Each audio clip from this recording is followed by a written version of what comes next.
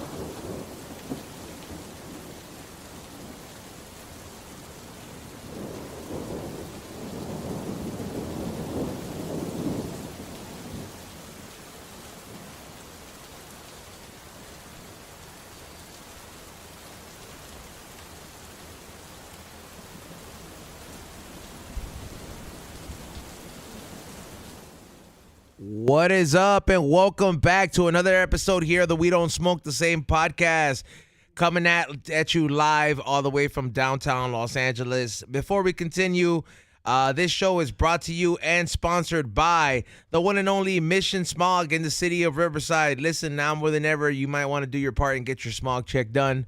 So if you got any smog check problems, hit up the one and only smog check solution at Mission Smog in the city of Riverside. Tell them you saw us on the We Don't Smoke the Same podcast. Also, make sure you guys hit up the good people at brainsupreme.co. If you ever thought about microdosing in your life, make sure you type in code word WDSTS at checkout at brainsupreme.co and get microdose pills delivered to all 50 states.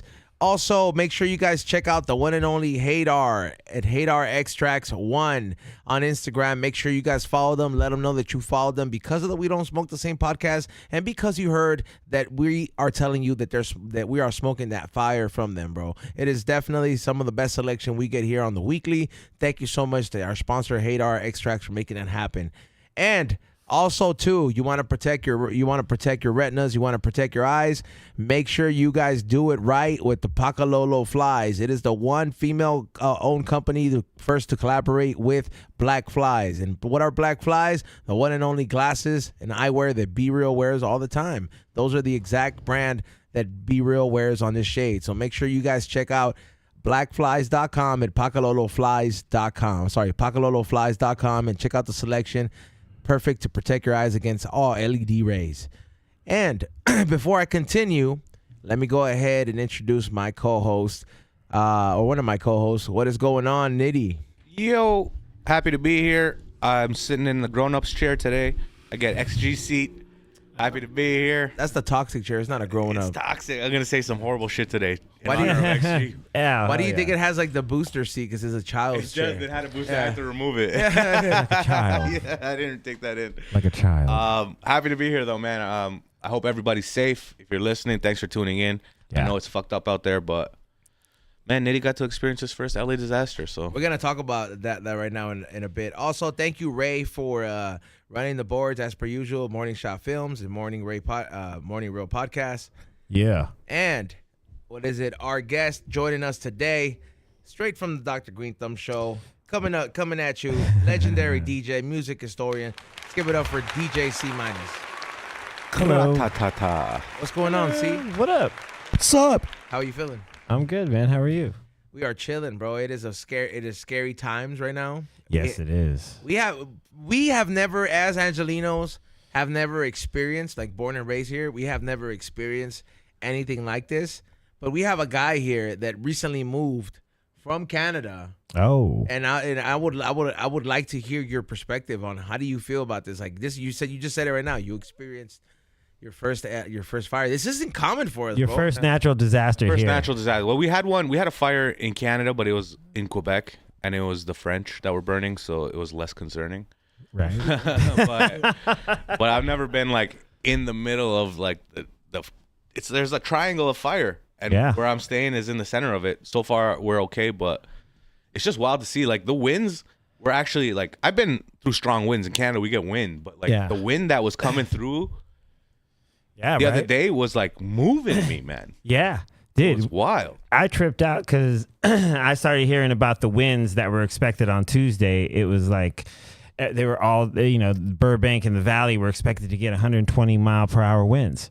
And I was tripping, like, and even, the people in the weather were just like, yo, this is crazy, And it's just perfect time. Is it the fire and then the winds, or did the winds create the fire? Like, it's just a perfect combination of fucking... perfect storm. You ever done a campfire? You breathe into it a little bit to get it going. Like, this is God being you like, fan the flames. Let the fire out. The one thing that trips me out is like I hate it when people get like, sometimes it's like a double-edged sword when they give you that notice, hey, these winds are gonna come through, because I always think of it like this. Whenever you see like a horror film that is not like a Michael Myers or a Freddy, which is something that is fictionally made. Yeah. Like, no, there can't be a real Michael Myers or a Freddy. There's nobody coming to get you in your dreams. But when you make something like Saw, I look at this shit, I was like, somebody's going to get inspiration from shit like this. The same way that I look at, like, whenever we get a notice, they're like, hey, these houses are being evacuated and all this shit. There's always somebody out there that's going to look at it, this is my chance to do some bad. Oh, 100%. Criminal's going to criminal. Yeah, 100%. and it's just so unfortunate, man, because, like, we're in a place that, like, we're bigger than some states in here. Yeah.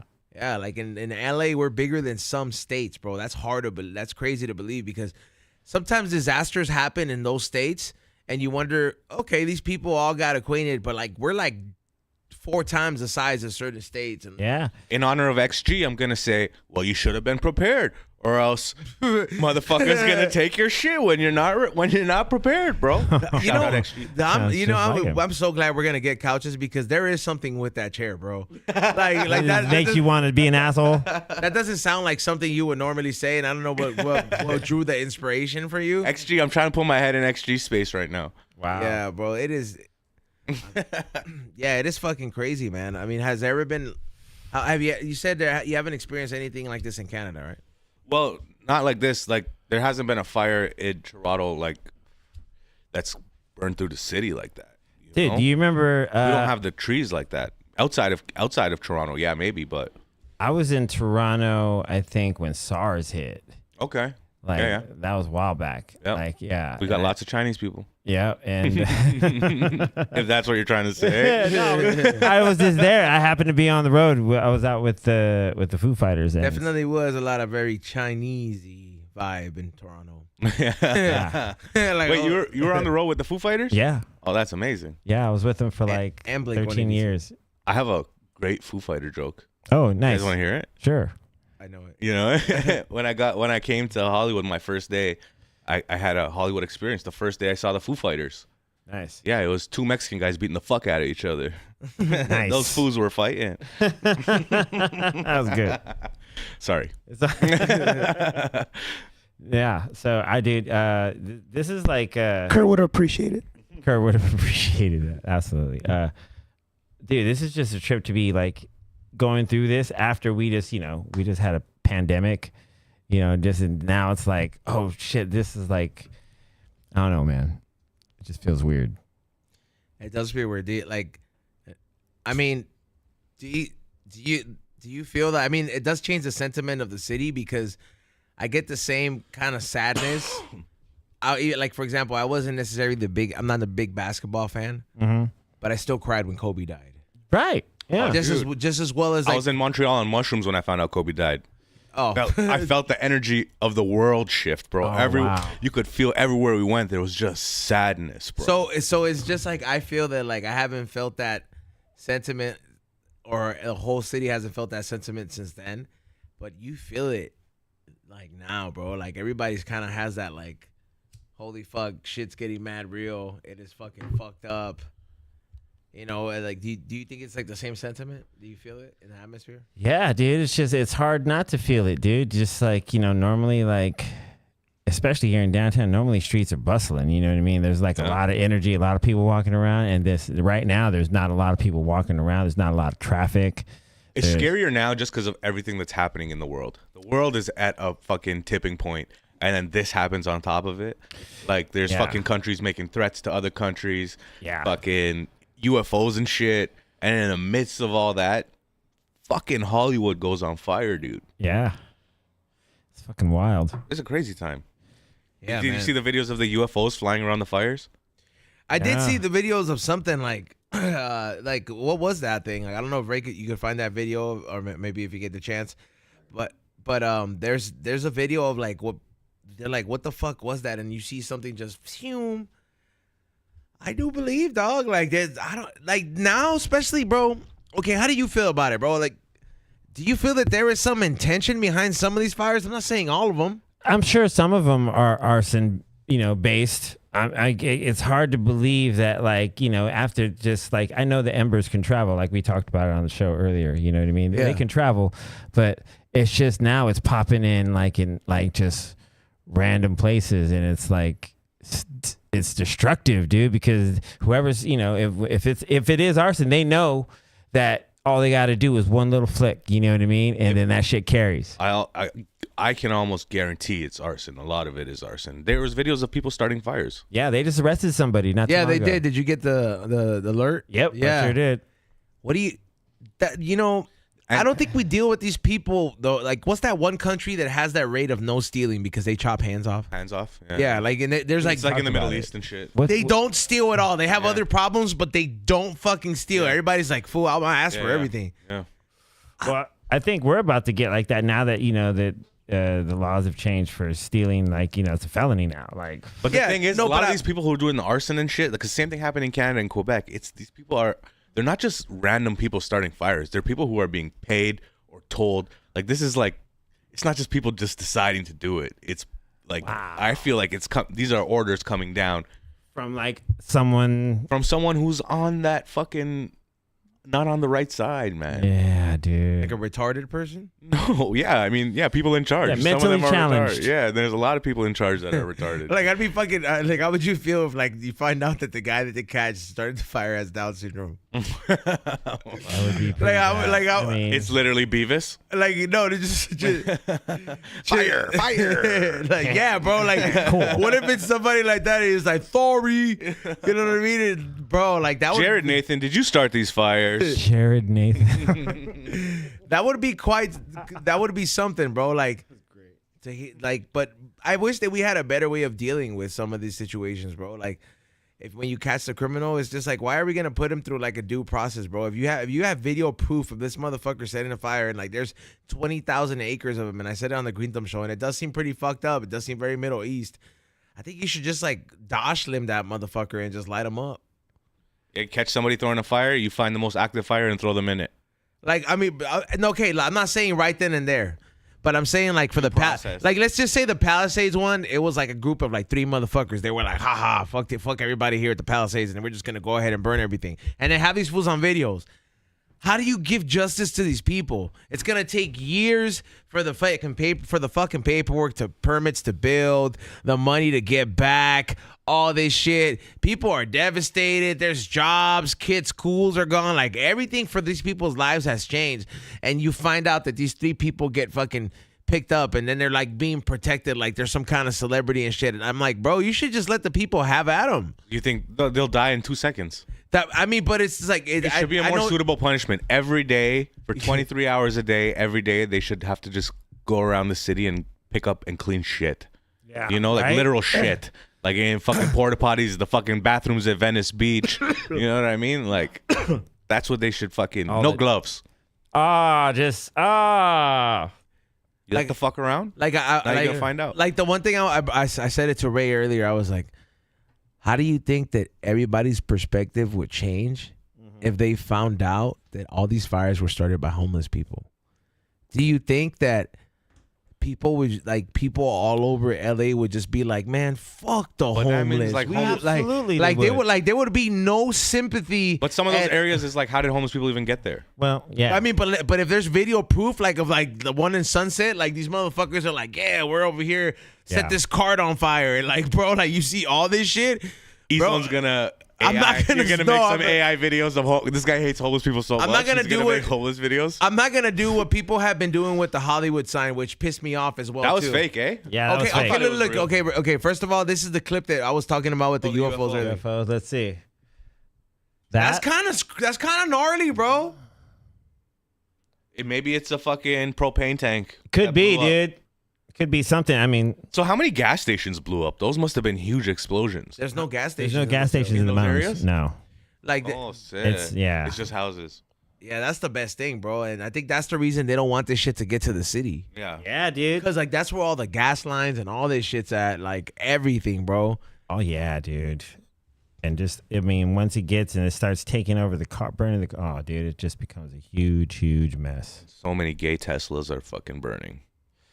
Oh yeah, you know what you were talking? You were talking about that shit. Oh yeah. So lithium batteries. Lithium batteries. They're all in the Teslas. That thing is very hazardous. Yes, those. So and like they're once inside the once houses. those things are burned, like it becomes like irreparable. It's irreparable damage that it does, bro. Like it takes you cannot put it out. Like it's something about you cannot put out a lithium fire with water. Like firemen do not know how to put that shit out. Yeah. It takes time. You got to let it burn out. And all these new houses, their smart readers are powered with lithium batteries. So there's lithium batteries all on the sides of these houses that are just fucking blowing up. It's wild. Fuck, dude, that's gnarly, bro. Yeah, that is really gnarly. I didn't know about the lithium. Like, well, I knew, but didn't know like the extended damage that that can be. Try this one, dude. It's a hash hole. That's a hash hole? Yeah, try that one next. Oh yeah, hell yeah.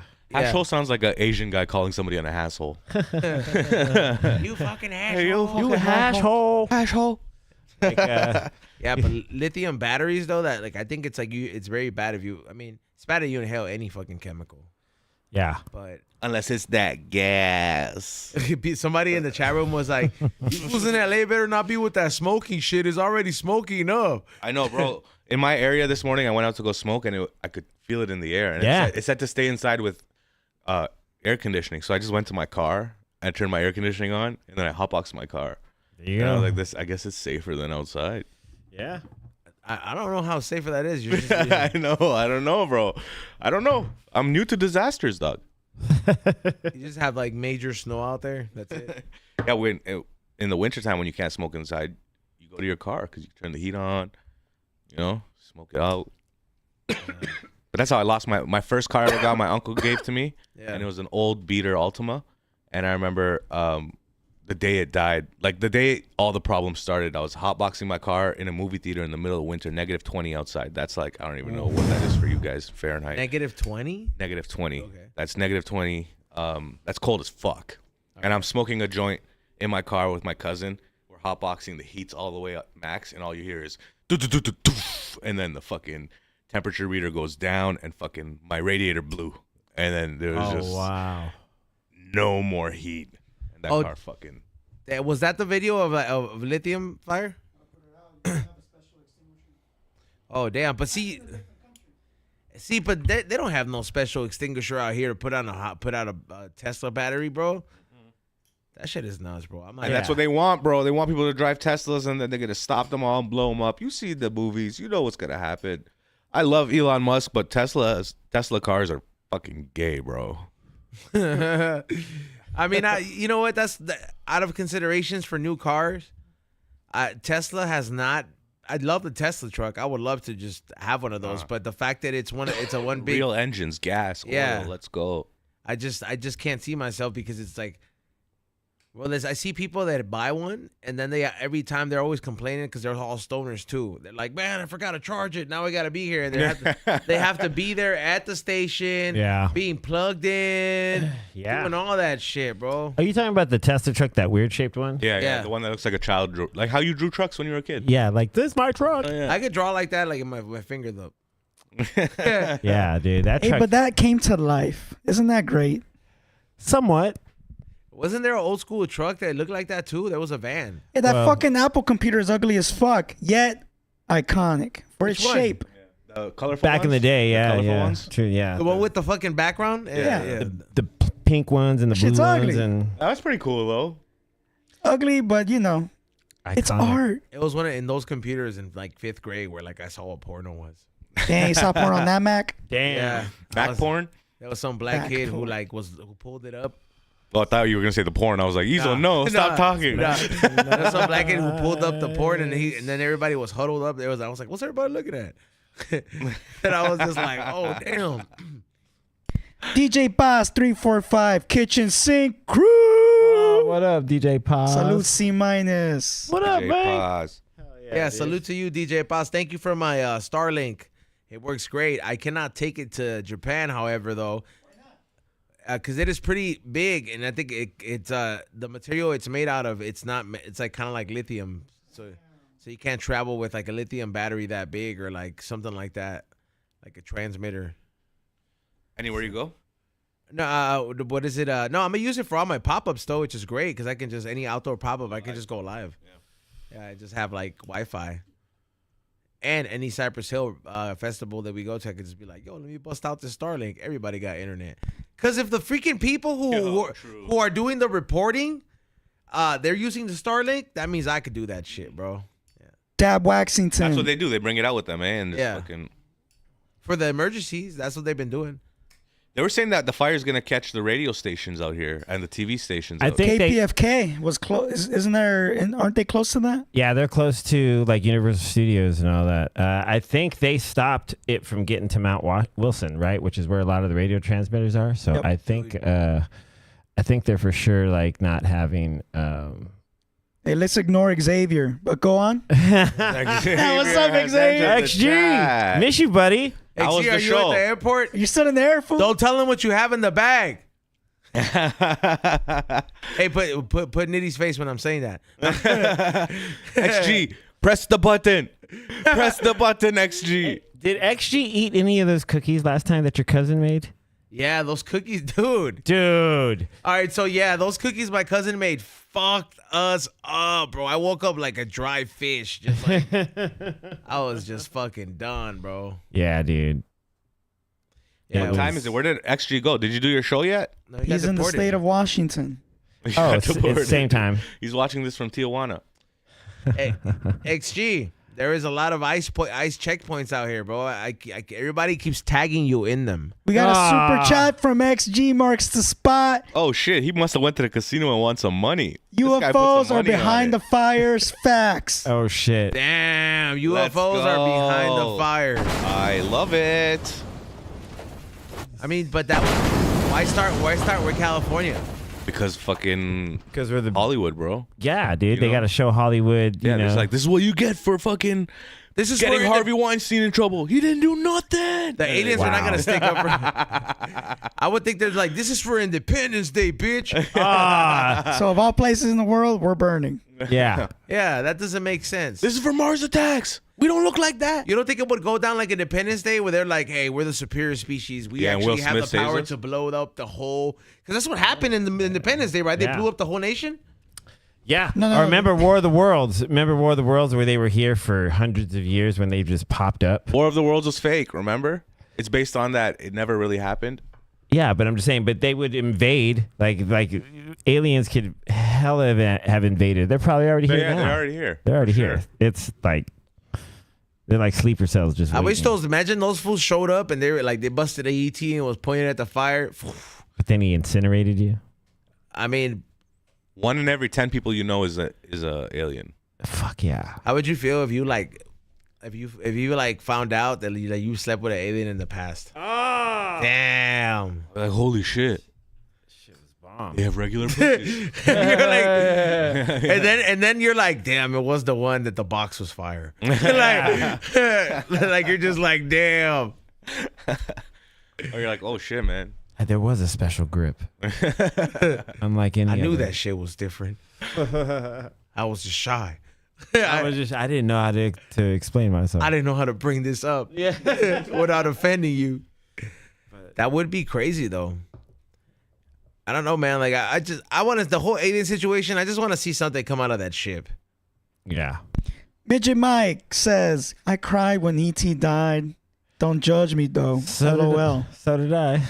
E.T., that was a sad movie, though. I don't remember him dying. Well, Technically, he did. When he was all like white and shit. Yeah. no, he fell out of the basket when they were flying over the moon. A lot more things happened than that. So yeah. He got COVID. He didn't get probed or anything, but they built him a whole fucking. Remember they had all the sheets and like tents and shit just to fucking. They had him in the little area. That is fucking sad though. When you think about it, you're like, imagine that's how we treat a fucking species. You're just like, why have you tried talking to him? Yeah, dude. Because E.T. spoke English, right? He was like, E.T. home. Well, he learned. He said phone and then home. Yeah, he went to. It was because of the kid. Yeah, but that's not.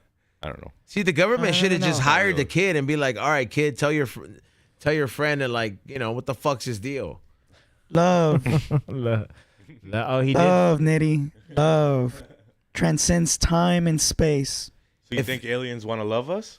I don't know about that. No. I think they want to love us too hard. they They're wanna probing rape us. motherfuckers. If you were to be like, if you were to have an encounter like that, like how would you deal with it, bro? Like, let's just say you don't necessarily have like it sees you, but like you see like something from afar where you're just like, hey, dude, I was taking a hike and these three little motherfuckers. Are they aggressive or are they? No, like you happen to just see them doing their shit, bro. I'll be like, I fucking knew it. I knew it. I Like, don't- no one would believe me, and I'll go crazy. That's what I'm saying. Like you think 100%. I would start a you think podcast. you seeing something in the paranormal or something crazy that you're like, you think to yourself, nobody would believe me. They're gonna think I'm stupid. Like would make you go crazy because you saw it. Yeah.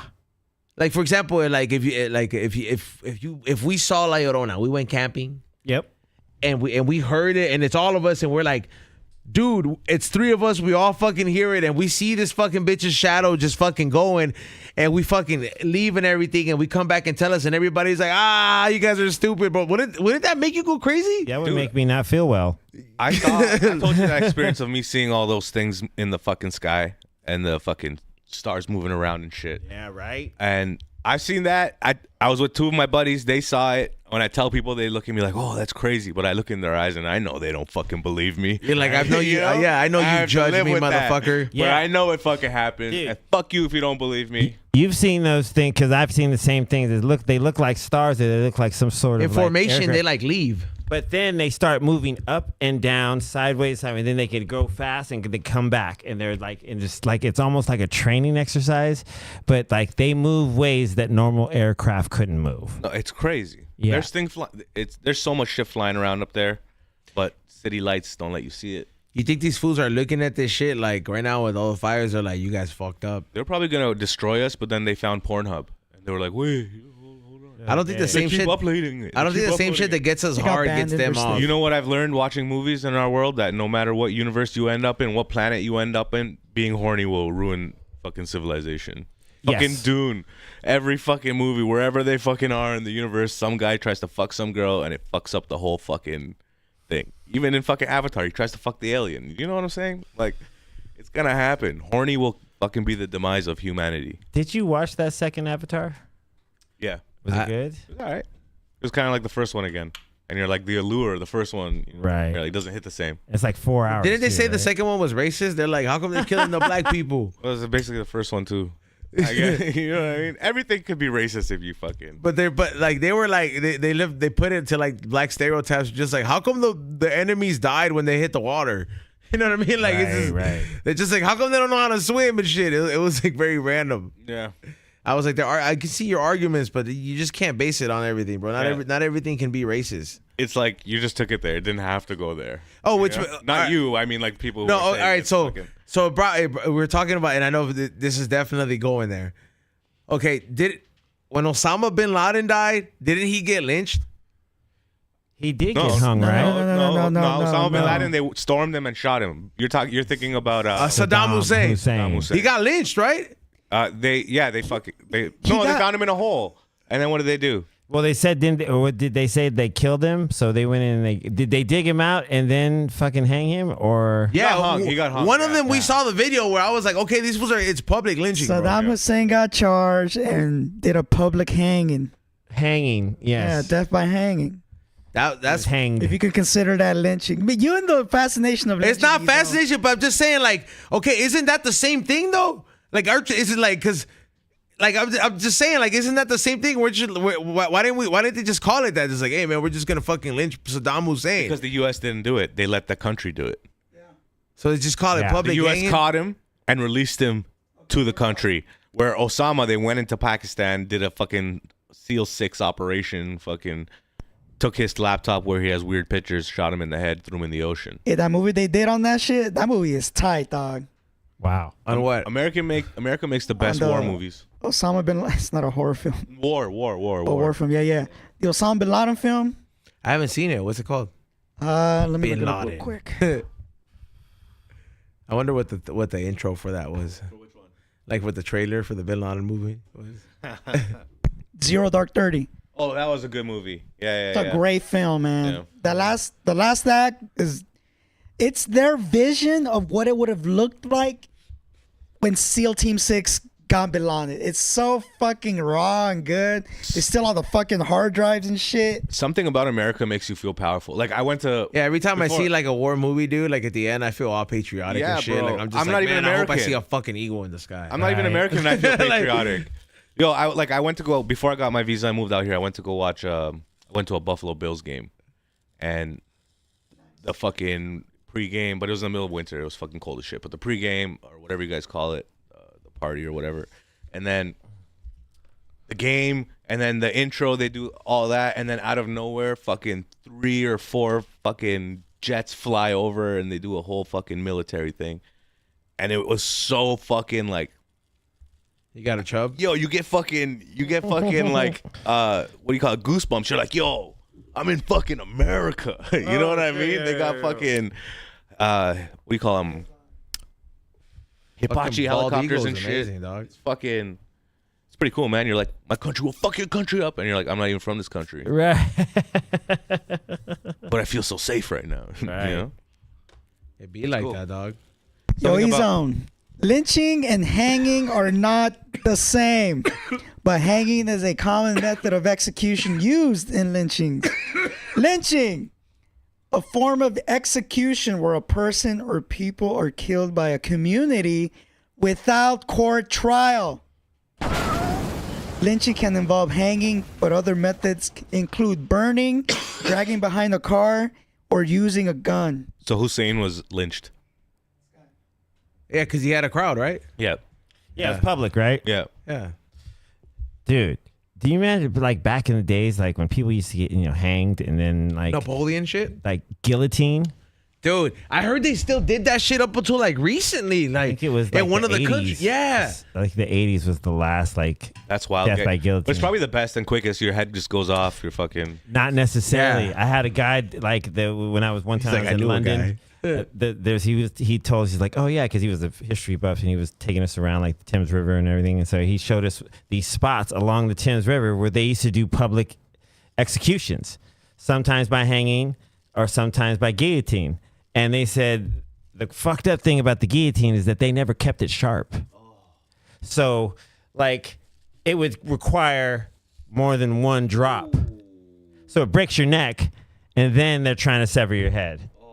It's like when you go to the taco thing and then he has that tough piece of meat and he has to go like, no, hold on, Yeah. over and over again. Like, dude, like that's the most fucked up thing I was like when I learned about like. So would you rather take a hanging?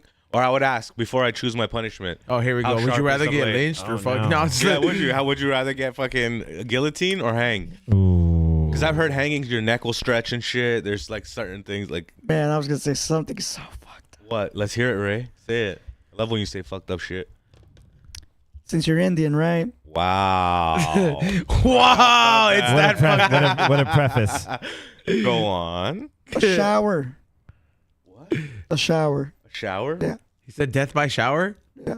Fuck With you, bleach. Ray. There. Fuck you, There Ray. you go. Acid bath. Fuck you. I hope you fall underneath a lawnmower one day, you fucking. Maybe. Is it death by shower? I'll make sure I'll never own a lawn. That was racist all the way from Hey, the you should corner. have seen what Ezon sent me the other day. That shit was diabolical, but I've seen that shit though. What was it? It's I probably like how you just deflected his racism right to you. it's probably like one of the You might have seen it before, dog. and sometimes I post these crazy ass fucking reels and then I'll get somebody like Cali Blaze reacting to it. He was like, "This is great." Right. Yeah, like, and I'm just like, dude, this is all my close friends. Like, Yo, C-. What's the most memes and reels you've seen in a day? Oh shit. oh yeah, because C- is like, what you?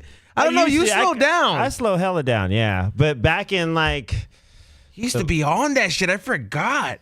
yeah, It was dude. diabolical. Hey, everybody used to come check my shit. Yeah, I remember that. Because a lot of people, well, especially during pandemic too. Like, I just fucking, dude, when you're just sitting chilling all day, then all of a sudden, you just gotta like look at your phone all fucking day, and then but you just start learning how to find funny shit, and so I would just fucking go. I think the most I posted once, like, because now they say you shouldn't post more than 5 things a day if you want to get the maximum like audience for your shit. But so I was trying to find like at least once a day.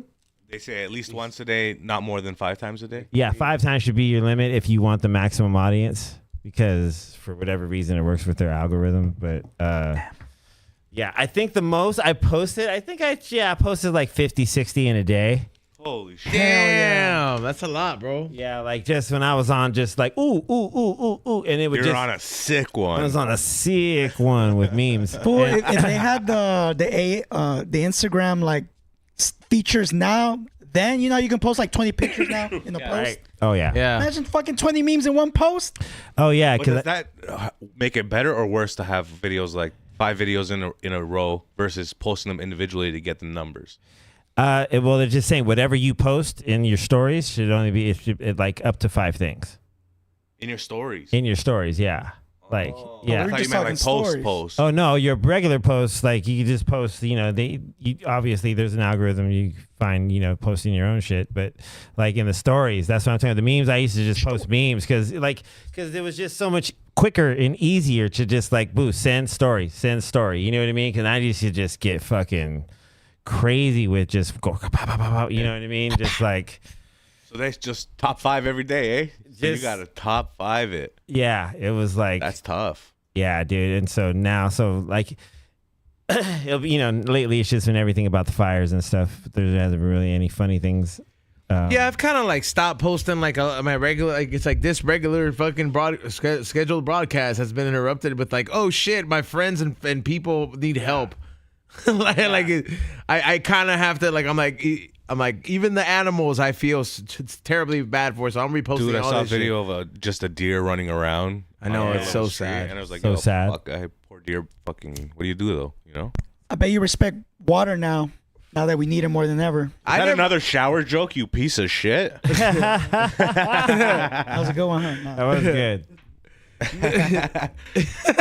But I was talking to you on Yeah, you was, man. I know, I'm trying to be funny. But like, but yeah, I mean, it's not that I never not respected water. It's just, I just look, bro. My beef is with open bodies of water where I become a part of the food chain. Okay, I don't mind a fucking pool. I'll be on the pool until the point where I can't stand anymore. You know what I mean? Then I'll be like, hey, bro, I'm not going over there just because I can't physically do this. Don't worry, bro. Sharks don't eat beans. You don't say. I bet they'll fucking like you as curry though. Everybody Seasoning. loves it. Come with a love burst of this. flavor, dog. Little seasoning. It is toxic today. I love this chair. Hey, shout out to the people who seen the skit. That's just tight. Yeah, that was good, man. Yeah, That it was. fun. It got our page. I got the We Don't Smoke the Same Instagram page over 100,000 visitors. Yeah, dude, I've never seen the numbers on the fucking dashboard like that. I was like, holy shit, we got to keep making skits. People like that shit. Tell us what movie scenes you'd like us to make, and we'll do it. Can we do Friday? Sure. Yeah, which scene? We Full got on movie, the porch. really. Yeah, sitting on the porch scene, stuff that's You like ain't- easy to do. You ain't got no job. We gonna get high today. So we gotta reenact the Debo scene. Yeah, let's do it. But instead of hiding the chains, we hide like the weed and shit. Yeah. Hide the joints, yeah. We should make Be Real Debo. Oh man, if you Pretty sick. Have him take his hat off, and then he said, "Yeah, That's my joint, punk. yeah, And he takes off with the Mr. Cartoon bike. yeah, dude, with the Mr. Cartoon bike, that would be Ah. fucking an epic ass sketch. It wouldn't be hard to talk him into it. yeah, let's do it. Yeah, man. that sounds. Yeah, I think he'd be in. We got a super chat from Psychedelic Six Sider. What up, C minus? And the We Don't Smoke the Same family. What up? Wagwan. Hey, thank you for hanging out with us. Hey, C minus. Do you understand that people fuck with you heavy from like from our crowd too? Like they Oh, right on. they like fuck with you like on a point where like they do their research, bro. Like, and I think it's because a lot of people that are my generation or whatever I think I count as Gen Z. Yeah. Yeah. So a lot of people from Gen Z they've been hearing you from when they were younger, and then the fact that a lot of these fools ended up smoking weed, they found you again. Oh, no way. Yes, I mean, That's because cool. some of them people they probably heard you on the radio, Yeah. while being dropped off at school, while being driven to school, Yeah. and there's their older brothers driving and all this shit. So some of these people that tell me like, "Hey, bro, like, you know that fool's done all." I was like, "Yeah, fool, I know he's been on tour and done all this crazy shit." Like, Yeah. Yeah, I think one of the weirdest, like it hit me, one of the compliments, I was just like, I didn't realize how long I'd been around, is like, someone was like, oh, I was at, when I went to go do the Funk Freaks party in Anaheim. Shout out to Funk Freaks. I remember some dude came up to me, he's like, C minus, yo, I used to listen to you in 6th grade. And I was like, holy shit, we're at a club, 821 and over club. You know what I mean? Like, oh, okay, well, shit. All right, tight. You know, and then like at first it hit me like, oh, but it's fucking awesome. How old dude. was the fool? He was in his 20s. Okay. You know what I mean? Like, Hell yeah, man. 2 That's decades, cool. bro. Legendary shit. yeah, it's just, you know, it's a trip. Well, because you don't know. So Power 106 was one of at one point it was like the radio station here in LA for like hip hop. Yeah, we were number one. Like they were, and C minus used to be like on the mic and DJing at the same time, like on there. Yeah, and I had a couple shows there. I had a show for Friday Night Flavors with Fantastic Four, and that was Mr. Chalk and J Rock of the Beat Junkies, then Truly Odd and myself, and we did all underground hip hop for 3 hours at midnight to 3. Fucking cocaine hours, though. Dude, I know I never did it. No, I did. I rolled one time while I was DJing on Flavors, but Like no X? coke. Yeah. Fuck, was- you're like, why are you filling the mix? Dude, it was like, I remember, dude, the homie Tommy Gunn was there. And First of all, how did this come up? How did this situation come about? Like, was it like a friend of yours that's like me? It's like, guess what I brought? no, I had brought it myself. And I was like, because I was like, I had started doing ecstasy at the crib that I lived in Glendale, and Just like, isn't? while DJing, like with the friends. So I, like 3 or 4 friends would come over, and we'd like all take a hit of E, and then like I would just start playing sets, and it would be fun. And so I was like, one of these days I'm gonna come to Flavors, and I'm gonna do my radio set with totally on ecstasy, and I popped one. Like right before I went on, like right before the show started. So Sweating all over the vinyl. no, it was just like I just remember like, oh shit, I love this song. It had me in such a positive space, but I was like lingering, fucking, physically and verbally. You know what I mean? I was like, oh my god, this is so awesome. You know what I mean? Like I was just like loving everything I was hearing, and this is back in the vinyl days too. So I'm like looking through records like, oh my God, this is fucking rad. Oh. And then like going over to put the record on the turntable and just being like, oh, dude, you just get the whoosh. You know what I mean? You're like, yeah, it's going to be great. And then just had Do a you blast. remember what kind of shit you played? I know I was playing like Pete Rock and like, I think I was playing like Black Star. Sure, some Dilla or Madlib. So yeah, yeah. Madlib on Power? What? Oh yeah, dude. We were like we were the first ones to really kind of play him here in LA on a major How come radio Power doesn't play station? Mad Lib anymore? That's a great question. Because C minus ain't there. I think you should ask them. No, yeah, we were the first one. Dude, we had J-Lib as an interview. I don't hear new LL Cool J on Power. No, dude, you don't. What the You should. fuck? You should. He did drop, LL Cool J recently did drop some shit, and I was kind of fucking with it. No, I did, dude. Like, I went in with them, like, because Q-Tip from Tribe Called Quest produced almost every song but one song on that new album. And I was like, all right, let's hear what this dude gives with this, legend gives this legend. And so it was good to hear LL rapping, rapping, and then Like bars, dude. I feel like that happens with a lot of rappers. They blow up when they're younger, and then they kind of, fall off, and then a lot of them don't start again, and then some of them fall in love with rapping again. Yeah. They get that old boxer syndrome where like they're like I can still do this. They had the glory, and then they see their old tapes, Yeah. and they're like, "Man, I used to be good." And then they're like, "Hold on, I'm gonna get back in the gym." And they have that Rocky inspiration shit.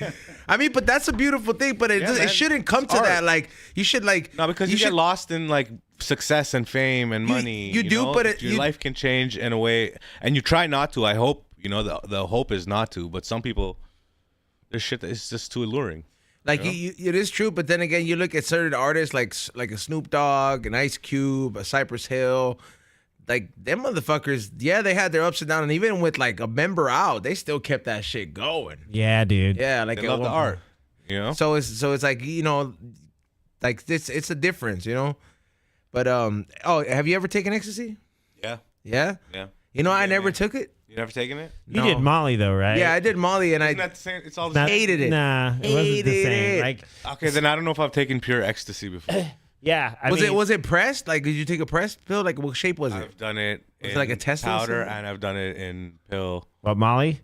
I thought it was ecstasy. Molly, ecstasy, MDMA. I thought it was all the same shit. MDMA is like pretty much Molly. Yeah. And like ecstasy used to be pressed pills with like, Figures. yeah, they might have like the Mario mushroom. the Mario or the Mitsubishi Never like, tested. logo. Got it from friends who are, I don't know.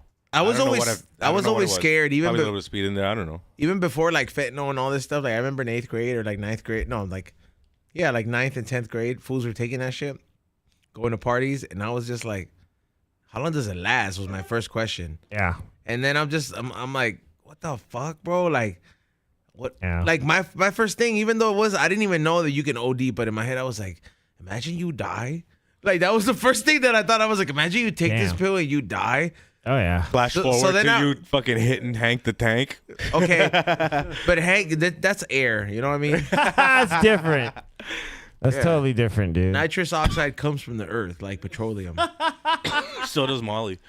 No, it does not. That I shit comes mean- from a lab. Yeah, which came from the earth.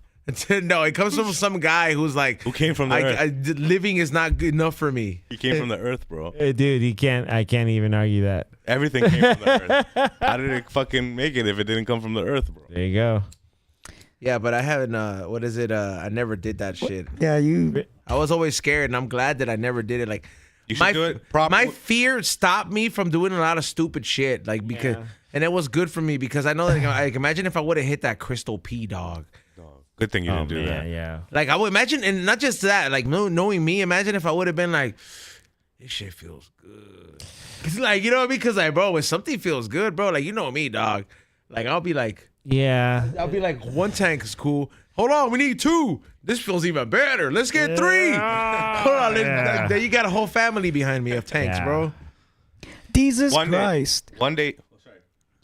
Just a super chat. Jesus Christ. Need to hear that C minus Paul Stanley. Oh, yeah. Yeah. Hold on. Yeah. Oh yeah, so see, that's your favorite band. Kiss? Yeah. Yeah. Well, one of them. Have you ever met them? No. I mean, well, no. I met Gene Simmons once. Is that the one with the tongue? Yeah. I met him at an Austin Powers premiere. That's cool. I heard he's Back a in- dick. He can be. Standoffish? Yeah, he can be. But he's like, if you get to know him, like he's pretty cool. I haven't got to know him, but I've heard other people that like think he's a total asshole. But then other people that are like, he's really cool if you get to know him. Like, all right, That's fucking. No one needs to be the easiest person in the world to know, especially when you're. But how was star. your experience with him? Like, was he like, "Hi, how are you? Nice to meet you"? Yeah, dude. I told him, I was like, dude, I just went total fan on him. Just like, hey, man, what's up? My name is C-. I DJ on a radio station called Power 106, dude. I love your music. I've been to like 4 of your reunion shows, and I have every single album of yours on vinyl. And dude, I just want to let you know, like, you've been an inspiration to my life. And he was like, thank you very much. It was a pleasure meeting you. Like, I never knew like that we would have influence on even someone like a DJ like yourself. So you DJ like, do you DJ mostly hip hop or rock? And I was like, I do it all. And he's like, that's really cool to hear, man. And I was like, right on. I just like freaked out and was like, all right, dude, I'm gonna let you go, man. I'm gonna go fucking squeal like a fucking fanboy over here. Like, and then I went over there and fucking had a drink. I'm gonna go buy some of your merch right now. Yeah, I was like, dude, and you know, he was really cool. So, like, I can't front, like, you know, like, everyone's like, you know, he can't, I'm sure he's very standoffish if you, or sometimes you may throw a question at him that might get a dick answer, like. I mean, that is quite the experience, but you know what, though? You did come off very, like, firm, you know what I mean? Like, yeah. Straight up. Yeah, just wanted to be like, hey, man, I'd love your shit, like, and just want to give you your daps and be out. I don't want to hang out and be like, dude, so tell me about this. I mean, I would love to pick his brain on certain albums and certain songs and shit that I would just be like, dude, I want to know. Like, and he's like, I don't give a fuck about that shit. Dude, but he might though, like, you know, because maybe no one asked him about like. What's one thing you would really like to ask him? Oh, fuck. I know there's tons of things, but what's one thing like? Is the question. I think I'd want to know about the solo records, because like when That's deep. Like when they did, because they were at the height of their popularity and like you know everything. Like they just put out rock and roll over and then Love Gun, and they were fucking huge. They went and did tours, stadiums. They were doing arenas. It was like they were really, really, really, really fucking killing it. They did an Alive 2 record, and then after that, like it almost went off the rails. But they decided, like Ace wanted to leave the group. And so the band was like, well, dude, you know, because he wanted to do solo shit. And the other, Paul and Gene, were like, well, dude, why don't we all make, you know, a solo record each? And then we'll, you know, then we'll come back and be a band again. Like, you want to do a solo record? Cool, let's all do a solo record. Like, they were really trying to save the, you know, the band, you know? And so they agreed. And so I just wanted to know, like, what, you know, they each thought going into their own respective records. You know what I mean? Ace had the best record. And that one right there, that's the self-titled. I'd want to ask him about that record. That record was like one of the first ones my Theo bought me because I had a choice. He didn't have enough money to grab me all four of them. So he asked me, he goes, pick one. I was like, all right, dude, I want the Gene Simmons one. Like, dude, fuck that. And then that album has like Cher singing background and Katie Seagal, who is Peg from Married with Children. Oh, fuck. Supposedly Bowie was supposed to be on it. It's got like, I think Aerosmith, dude. Yeah, it's got Steven like Tyler, Steven and Joe Perry. All right, yeah, I think dynamic duo. Yeah, dude. So like he's got like a bunch of, and then you know supposedly Bowie wanted to be on it but wasn't. So, but yeah, that's what I would ask Gene Simmons. That's pretty cool. Like. And dude, he's still out there touring. So Kiss like stopped, right? Because like it was time. You know what I mean? They made it up to like 49 years. You know, of touring? I mean? Yeah. Oh shit, that's like damn. And so you know, everyone was like, "Fuck, we're out!" Right? There was only 2 original members, Paul and Gene, and then the other 2 were the hired guns. You know, and the other original ones died. No, they just didn't want to work with him. Oh, because Ace would get faded again, and Peter Criss wanted like more money than like being. You know, like it was just. But to Peter Criss's sake, you know, he had problems. Yeah. Turns out he wasn't able to drum again like the way he used to. That's unfortunate. Yeah, that's super unfortunate. He got hand crippled or what? Yeah. They auditioned him and he couldn't do it. He just couldn't nail it. Yeah. Well, from what I remember from this bio that I saw. Yeah. Yeah. And then when it came time to put him on, when they did a new record, like they couldn't use him because he wasn't hitting the drums right. So they got another drummer in to, you know, and then it was kind of like, damn, that's where the reunion has started to fall off, dude, because it was like, whoa, wait a minute. Like, homie ain't even playing on this, but it's being billed as, you know what I mean? Like, oh, that sucks. But then, you know, you started to see him on tour. Like, you know, if you see some of the videos, he was starting to play. Like, it wasn't as sharp as it was when they started off in 96. Damn. But yeah, they're one of my favorites, though, man. Like, I mean, they got... Do you have Hulu? Yeah. So go to like Hulu and you look up the Kiss biographies 1 and 2. There's parts 1 and 2, and it'll give you all the fucking details. I'll check it out. It's really good. I just watched that Bob Dylan movie. Oh, is it good? It's The new one, yeah, once a time, whatever it's called. The Unknown or whatever. Man, so good. Timothy Chalamet, he killed it. It's so good, dude. And it goes. It looks so overhyped. I didn't want to see it. No, it's pretty good, but it's like, man, only a white guy could do something like that. Well, because technically Bob Dylan was a white guy, right? So That's that, It's so good. that part. It's so good.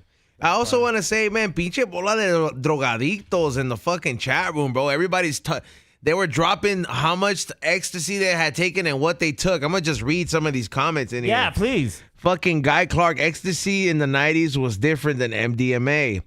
Smokestack Mac, Molly is straight MDMA and a mix of MDMA and could be anything from coke, meth, and that's why some pills are speedy and some are dopey. Yep. Very true. I remember. Damn, people. So the ones that were speedy would make your jaw go crazy, right? You're like, oh, and then Chew on a bottle cap. And then you'd be like, I can open that fucking beer or that Coke can or that Coke bottle for you. But in the ones that had you feeling like kind of super dopey, you were like feeling the whooshes, but you were feeling them like, whoa, like you were feeling them at a slow, like more pace, you know what I mean? A slow pace. Like that was cut with heroin. But there were pressed pills that we took and we were like, fuck it. Like just cocktails of drugs. Whatever they were. Dude, Dan Fernandez says, I did a Mitsubishi Turbo single and a double stack, Smiley Face, Shamrock, and a few others. I don't even know what the fuck that means. Sounds like you sucked the tailpipe. So double stack means you take 2 at a time. Okay, I get that. Okay, so he took the whatever he said and the double stack. So he took probably about like it sounds like about 4 pills in that. Yeah, but he described some of these things. The shapes of them. Yeah. Okay. I get that, but like, what does the Shamrock mean or do? That was just the press that they used. Oh. The Kid said, Green Mitsubishi triple stack. Damn, that fool was taking 3. The green Mitsubishis were fucking hella popular. Yeah, the Mitsubishi one was hella popular. That was like a certain kind of quality. Like you were looking, it was more of a like. I think that had more of the speed in it. Damn, so there was like different, like it's almost like a different tiers. Yeah, you got to like just like Basically how we. meth. Basically meth. Mythical meth. Yes. Yeah. There you go. It's a trip, man. Because the first time I did it, I was at this party called Moon Tribes. There was the Moon Tribe parties. They used to be like generator parties where. All these DJs. Those middle of nowhere parties. Yeah, you go out to the Mojave Desert, and then I went with a friend of mine, and he was like, "Dude, have you ever done ecstasy?" I was like, "No." He's like, "You want to?" I was like, "Fuck it, I'm all the way out in the desert. Like, let's go." Like, it's fucking 3 a.m. and and we're supposed to like celebrate sunrise and all this shit. You know what I mean? And like, and I forgot who was DJing, but it was crazy. There was like a couple hundred, like, maybe I'm sure more than a couple hundred, but we were out at this, and dude, the sun, like, I took them like at 5 o'clock, like, and the sun started to rise at like 6:30 or whatever. And dude, that was the most magical fucking sunrise I'd ever seen in my fucking life, dude. Shout out drugs, man. Dude, shout out drugs in the earlier when drugs were clean. Yeah, Smokestack Max says I was popping E from 96 to 02. Man, was that a prime era? Yeah. 96 was still a little more underground. Damn, no wonder that fool fucking he was all fucking dying in Universal Studios. He's like, I pushed the limits of my body already. Dude. J Ty says I took a white Macintosh. I don't know what that is. What is it? No, hold on. Big Trippy says, fuck yeah, triple stack Pokeballs. Oh man. Dude, do you understand? Sounds like Triple you stack. said some gay stuff right there. Yeah, well. No, that's like 3 Pokemon pills. Okay. Yeah. But he said candy flip, hippie trip. I didn't start popping E till 2013, but I became an E-tard for a few years. Dude, there was a couple years, yeah. And then I remember it was because in the hip hop community, it was hella fucking looked down upon. You couldn't really like, everyone expected you to either smoke weed or drink, right? And like shrooms, you were kind of considered like hippie or like, you know, they weren't really fucking with it. But like ecstasy and coke were like, no, like you're going over the deep end. Like when I started, you know, experimenting with those types of illicits, like people would be, hey man, are you okay? I'm like, yeah, dude, I'm just partying. Yeah. Like while your fingers tapping really fast. I'm just I'm fine, man. Thanks for asking. Well, do you remember your first like serious mushroom trip? I thought I did. Did you have one? Yeah. Yeah, we did. Yeah, I think it was like during it was a day trip. It just went out to like this kind of like park and just kind of fucking tripped like on the colors of everything. And just it was a good day, so all the greens were green, and then just like HD everything vision. was HD, dude. It was kind of cool. Yeah. And we got the giggles and fucking just fucking hung out at a park for like 3 hours, and we were like really kind of entertained. Yeah, it was cool, and that's when, and it kind of made me always want to do mushrooms in that environment. I always wanted like, yeah, nature is the best, bro. Dude, it's the best because you can get like really high and go into a place where you can like explore some like scenery and just like some nature shit without danger or risk of like getting like fucked up. Like it's a beautiful thing. It can really recharge the fucking brain. Hell yeah. I mean, I never had one of those like epiphany mushroom trips, but I don't think I need it.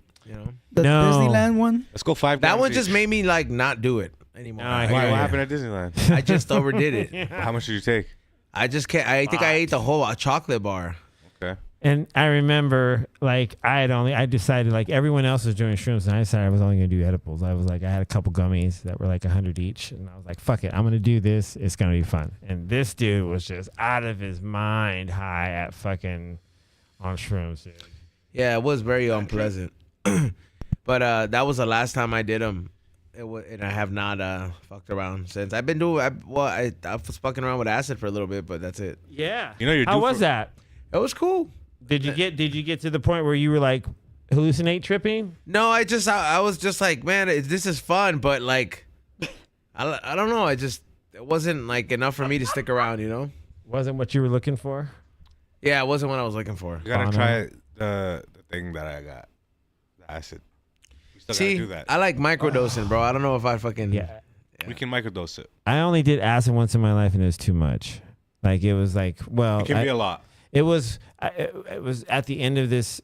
I was on tour, and we did it. Me and the sound guy and the light guy. He's like, "Hey man, I gotta hit acid. Have you ever done acid?" I was like, "No." He goes, "Dude, that's fucking.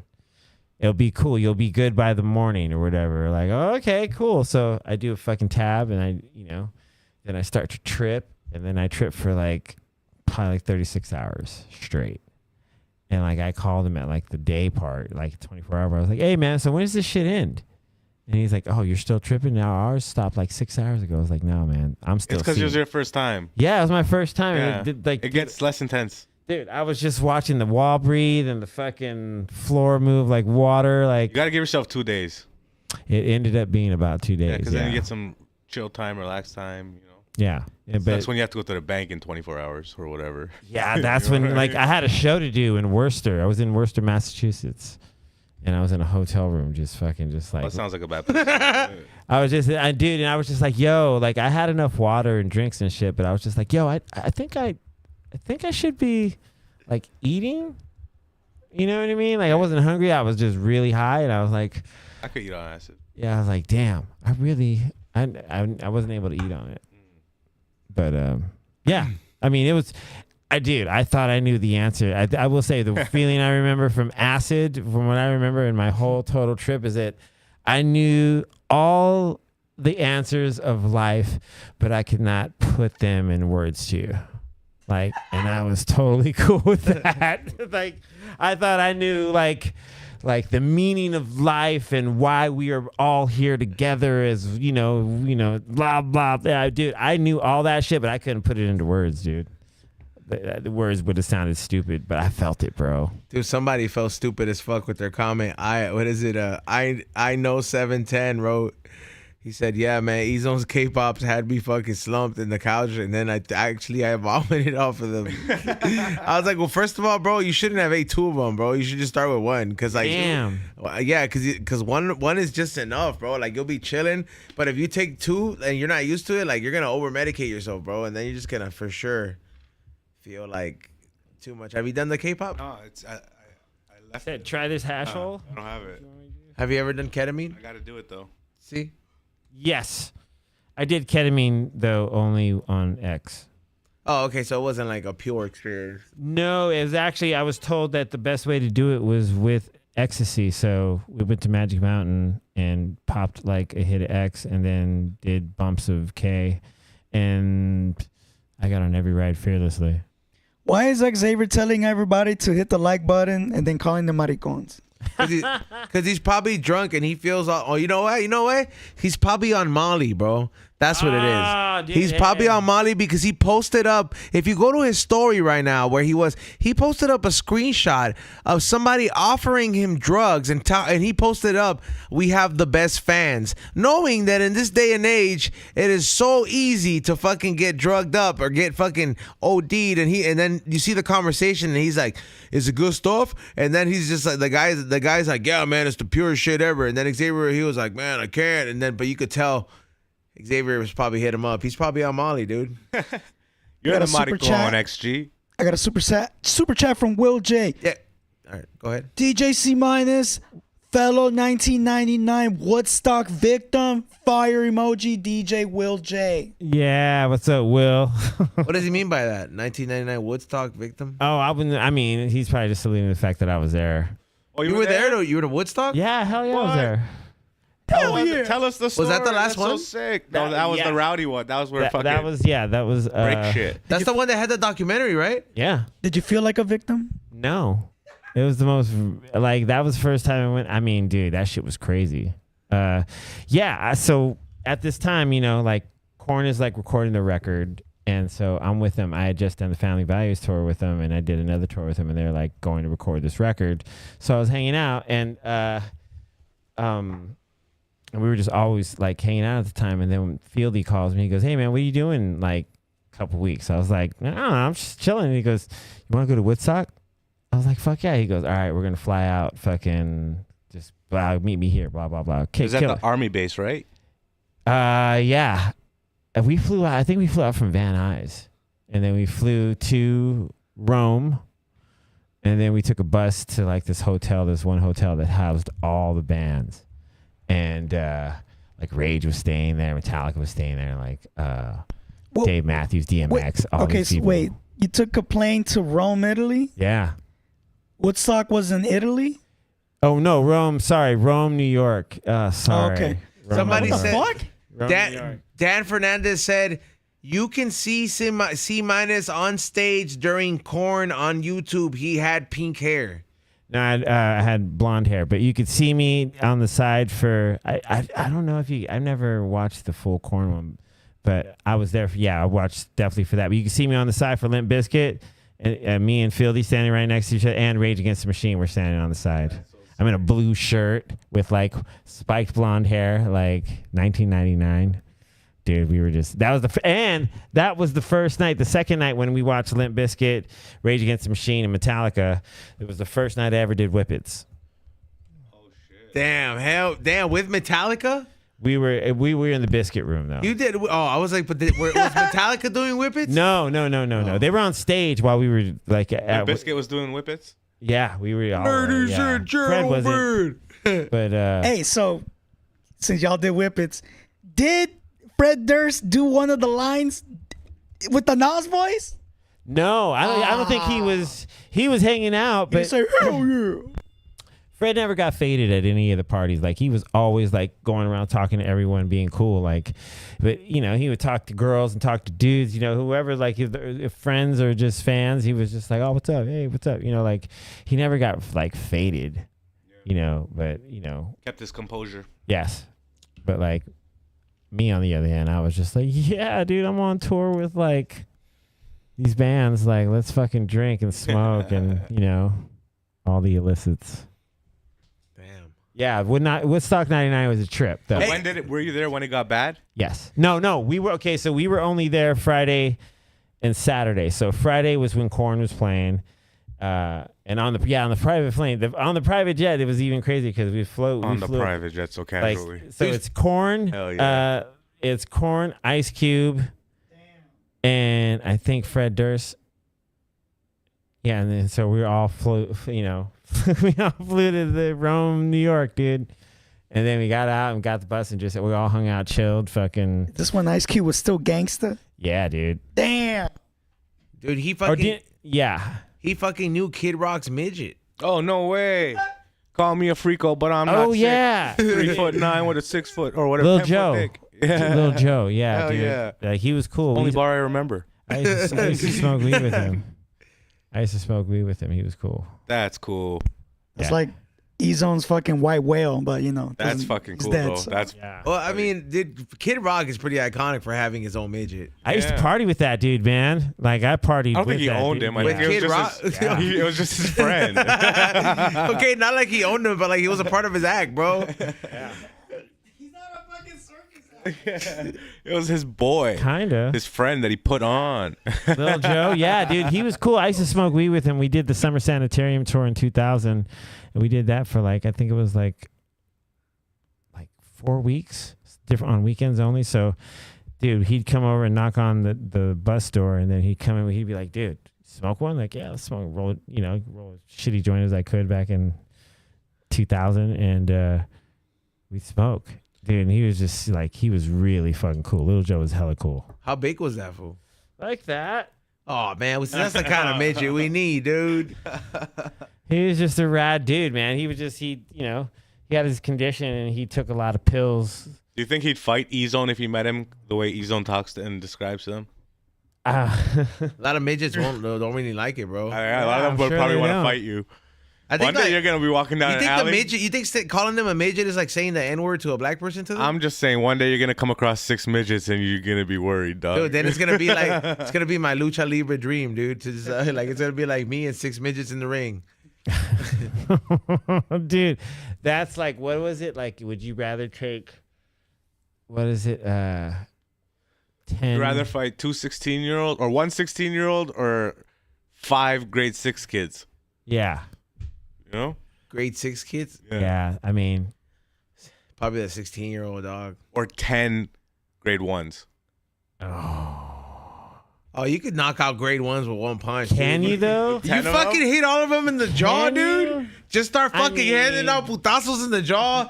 You could knee some of them motherfuckers too, bro. You gotta do 10 of it. You think you won't break by the 5th one, dude? Punching little kids out? I did. That'd be Life or horrible. death, bro. But it would be you. funny. It's them or you, and then you go beat up whoever started this organization. First, you said 10-year-olds or first grade? No, I was going First grade fools are easy to knock out, dog. I don't know how old they are. You know what I mean? But fucking, or 100 kindergarten kids. That's too much, bro. Oh, fuck, dude. Yeah. That's like being eaten by ants, bro. Yeah. Dude, that'd be unfortunate. Like 7-year-olds, no problem, bro. You just come on, dude. Parents beat them up, dude. I know parents that have 5 kids. You're halfway there. Yeah, you're just like, fuck. We're all in this situation together, you know? So you can't feel bad in the moment. You just gotta Not at all, dude. gotta survive. Yeah. Yeah, you could definitely, if you have 10 7-year-olds coming at you could knock all these fools out, dog. Yeah, they're moving fast, dog, but it's nothing's off the books. You could slam them against the wall. You could throw them. They're Wow. One slip, you hurt your back, you're fucked or something. You know Yeah, what I mean? dude. You don't want that, dude. They're not as light as you think. And then they start chewing your ears off and shit. Oh, dude. Vander Holyfield. You should start spiking them. It's now or nothing, dude. I mean, it's all or nothing, bro. They're heavier than kids, you know? That's true. But still, I mean, that's a fair. And then you beat them all, and then you look up at the cameras and have you had enough? Are you not entertained? You spend the rest of your life going after whoever starts these fights. You know, he was on tour with Blink-182 when they broke up. Really? Yeah.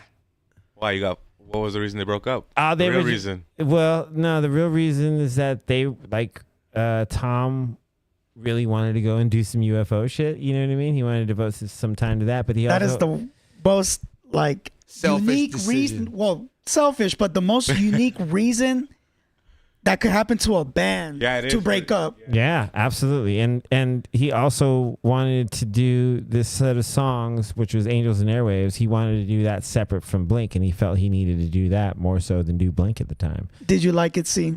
I like some of it, yeah. Did you like the first album? The first album I did, yeah. And I did. There's a couple songs I've heard. I can't think of any off top because, but like I do remember like hearing some of it. And there was some of it was really dope. Like a lot of it kind of was like everyone compared it to like he was like trying to like bite the edge. You know what I mean, from U2. Because he was just doing kind of that kind of tone work, you know what I mean? And I was like, dude, what, I mean, even if he is copying him, at least it's like something else. Was just one fucking song that really kind of went to the edge. You know what I'm saying? Mm-hmm. But I didn't really, honestly, I listened to that one album and I think it's all right. It's cool. You think Tom has seen an alien? I'm sure he has. I mean, he's a cool dude, man. Like watching that group, the fucked up thing about it is that like watching like a group like that is that you see them like there's these times of like harmonious laughter and shit talking, and then there's just moments where they're not talking and they're just like, nah, we're cool. Yeah. Like, and then that kind of really you see it affect, you know, the weather pretty much, you know. So, but it was a really fun tour. Just it was a trip to see sometimes the arguing and stuff. Like what? They just be yelling at each other. Toxic. Well, just whatever it was about, you know what I mean? There's nothing in the fucking sky, Tom. There's probably a lot of celebrities, or once you get famous enough, you meet some aliens. You know what I mean? I'm sure he has. I mean, if he hasn't met him, I'm sure he's seen him because he's been, you know, into research like that for a minute. So like his priorities changed. He chose that type of, it's not even a lifestyle. It's like a career of sorts, right? Well, yeah. It's a calling, over a bro. band that's it's making calling, fucking multi-billion-dollar like he said, it's a calling where it's like somewhere there's a dog whistle for aliens that are called like he's tuned to. You know what I mean? Yeah. And he's responding to it. Yeah. Like it's just a trip. Like, you know, some people feel like that's just where it pulled him. You know what I mean? And then, you know, he did Angels and Airwaves forever. And then when Mark got the cancer scare, like he went and like, you know, winning, you know, got back together with him and was like, you know, just like checked on him and then realized like, dude, he didn't want to do anything else but make music with him. And I was like, that's dope. Yeah. Best friend. Yeah, best friend shit. You know what I mean? Like them two. And I'll tell you, like, one of the fun things about touring with those three is that like when they got into some funny shit talking, it was amazing. It was so quick. Mark is one of the quickest motherfuckers you'll ever have any kind of talking shit conversations with. Well, he talks a lot of. He'll get you. He's very smart, and he can come with like a lot of fucking. You know, he can keep up, dude. Like, you know, there's friends like you just sometimes you love talking to because they can keep up. Yeah. You know what I mean? You can just throw anything at him, and they'll just be like, "Oh, dude," they just go along. You know, dude, he's one of those dudes. I just remembered. He's really cool. Wait, let me get a super chat in. XG marks the spot. Cap. That band broke up because one member was GAY. No. Had nothing to do with that, dude. You never seen them kissing? No. Those fools probably got hella pussy, dog. Well, they got all the hot topic pussy. I'm in XG spot. I'm trying to just give him a chance to see if the conspiracy was true. Yeah. No, there wasn't. No, they didn't kiss. Maybe for the video they did or something. I don't know, but yeah. Fuck. They never made out. This is a fucking XG dream. He's like, come on, tell me they kissed. Yeah, tell me you got please. Pictures. Tell me all those drips Tell me counted. he spit in his mouth. He's like, I want aliens to touch me.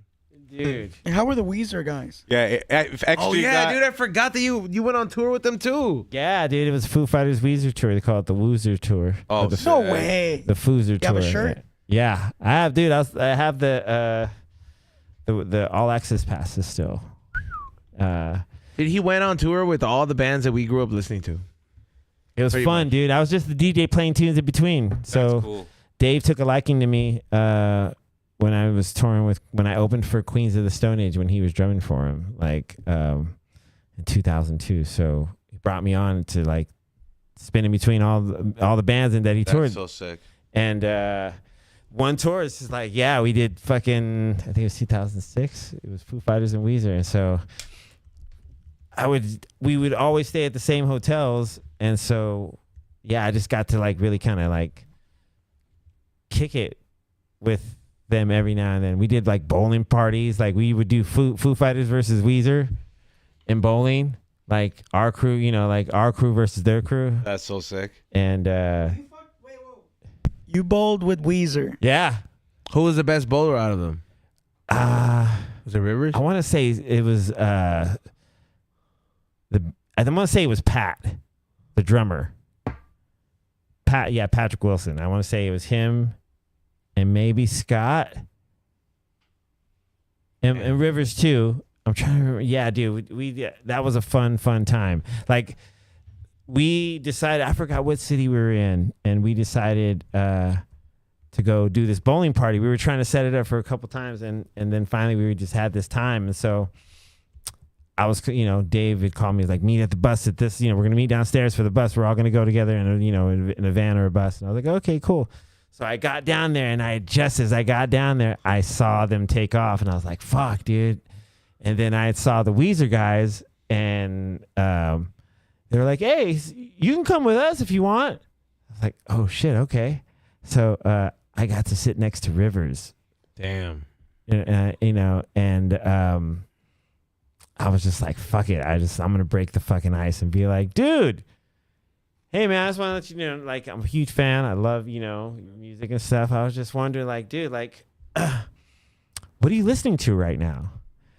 And he goes, every song on the Billboard Top 200. And I was like, oh, yeah? Damn, every song? He goes, every song that's in the Billboard Top 200, I listen to and keep note of it. And I was like, okay. And I was like, so what hip hop do you listen to? And he's like, anything that's on the Billboard Top 200. Unless someone brings me something, everything I listen to is on the Billboard Top 200. Now, was this before or after or during the Beverly Hills This hit? is before. This is like right. I think this is the album. Yeah, this is the album. This is the Beverly Hills album. I Yeah, feel the like Rick it makes Rubin. sense. That's kind of like when I stopped listening. Oh no, to this is religion right stuff. before, because actually, Rick Rubin came to one of our last shows in SF, and then he was like kind of like hanging out at the front of the house mixed board and stuff. And so like I DJ'd. I had my own stage set up in the back of the front of the house, so I didn't like being like on the main stage because you were always getting knocked around and they're always doing sound check and they're always just playing the instrument, getting the line check and shit. And so I couldn't do it because I'm just hearing all this stuff. So they were like, we'll put you in front of the house by the soundboard so you can just have your own thing. And then whatever they hear over there, it's not going to come out. I was like, yeah. You met Rick Rubin too? Yeah.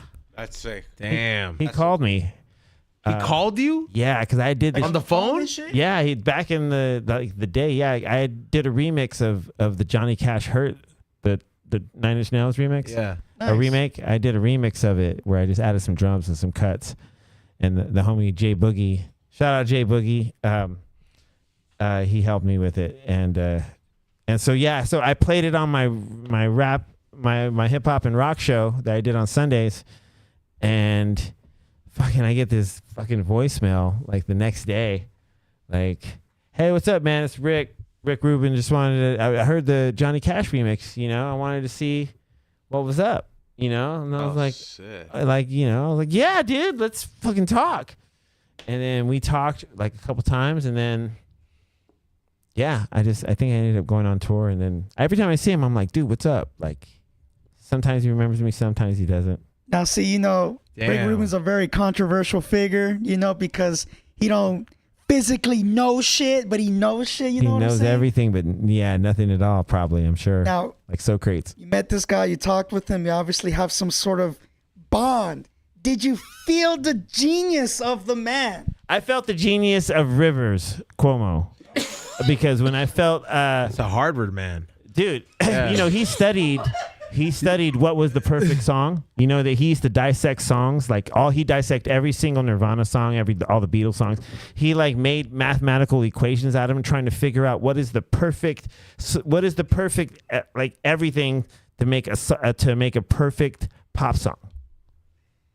Damn. Like, dude, he did like and I knew that like hanging out next to him, and I was just, dude, he just had this really cool fucking just kind of confidence, but low key, but you felt it's that like, smart confidence. You're like, dude, this motherfucker wrote fucking, Tired of Sex, or just, the Sweater Song, or Only in Dream, you know what I mean? Buddy Holly, this is fucking, but he wrote Buddy Holly, and he just felt it. So that's why he listens to the 200, because that's where the hits are at. That's right? where the hits, dude. And I always think he's kind of still trying to figure it out. You know what I mean? And dude, they still put out a lot of fucking cool music. And I still fuck with them, dude. But yeah, touring with them was rad, man. Because when I toured with them, they had just started to play the Pinkerton stuff again. And like they had never done that. We're kind of bringing it back. He was kind of against it. Rivers was kind of against it, and then he saw the bands open up, and he was like, "Damn." Did you smoke with any of the Weezer guys? Yeah, that's damn. I think I smoked with Pat. Oh, that's cool. That's tight. Yeah. What's your best being on tour memory with anybody? Oh shit. Top one. So the break. I mean, being on stage for Woodstock was rad. I think watching Rockin' Ring and Rockin' Park, where like Korn opened for Rage Against the Machine. Like seeing those dynamics, the audience go hard for Korn and fucking just as hard for Rage, like was fucking epic. Being on the side of the stage, like watching that was fucking insane. Yeah, Woodstock, or just, I mean, that's so cool, man. Family Values Tour '98. Yeah, dude. Just Worst tour. Yeah, it was my first tour. Worst tour. Oh man, I think they were all great.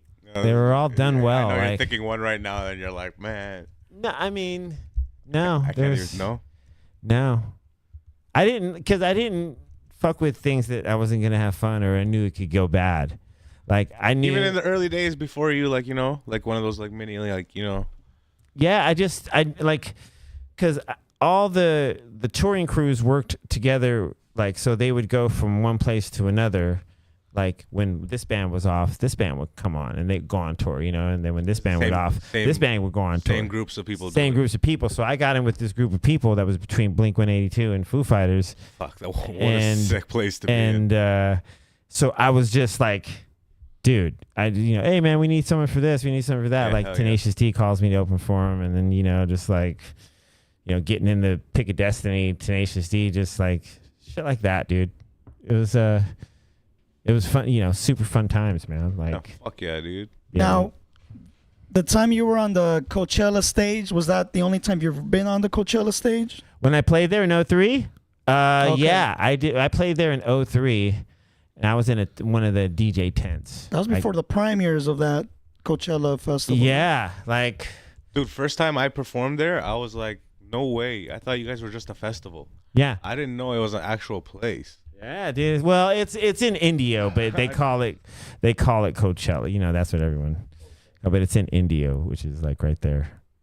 That's cool. But yeah, I mean that Coachella was fun. It was. I played it 2003, same year as Beastie Boys, Nice. Queens, That was a cool time. Iggy and the Stooges, the OGs like Iggy and the Stooges, NERD. Yeah, it was a fucking super badass year. Fuck yeah. Somebody in the chat room asked, "Were you in the movie School of Rock?" No, no. Only Tenacious D and the Pick of Destiny. Like hanging out with the Foos. Like Jack Black would sometimes come around to like different cities, just kick it. And Is he that animated in real life? yeah. And he's that good on. So he's just like Taz from the Looney Tunes? No, he's he's actually a little shrewder. You know what I mean? Like he can around us, we were cracking jokes and talking shit. You know what I mean? But like in a really fun way. You know what I mean? Yeah. Like, He can play instruments too, like he's yeah, talented. he can play that guitar. And I know bass. who. Yeah, he was.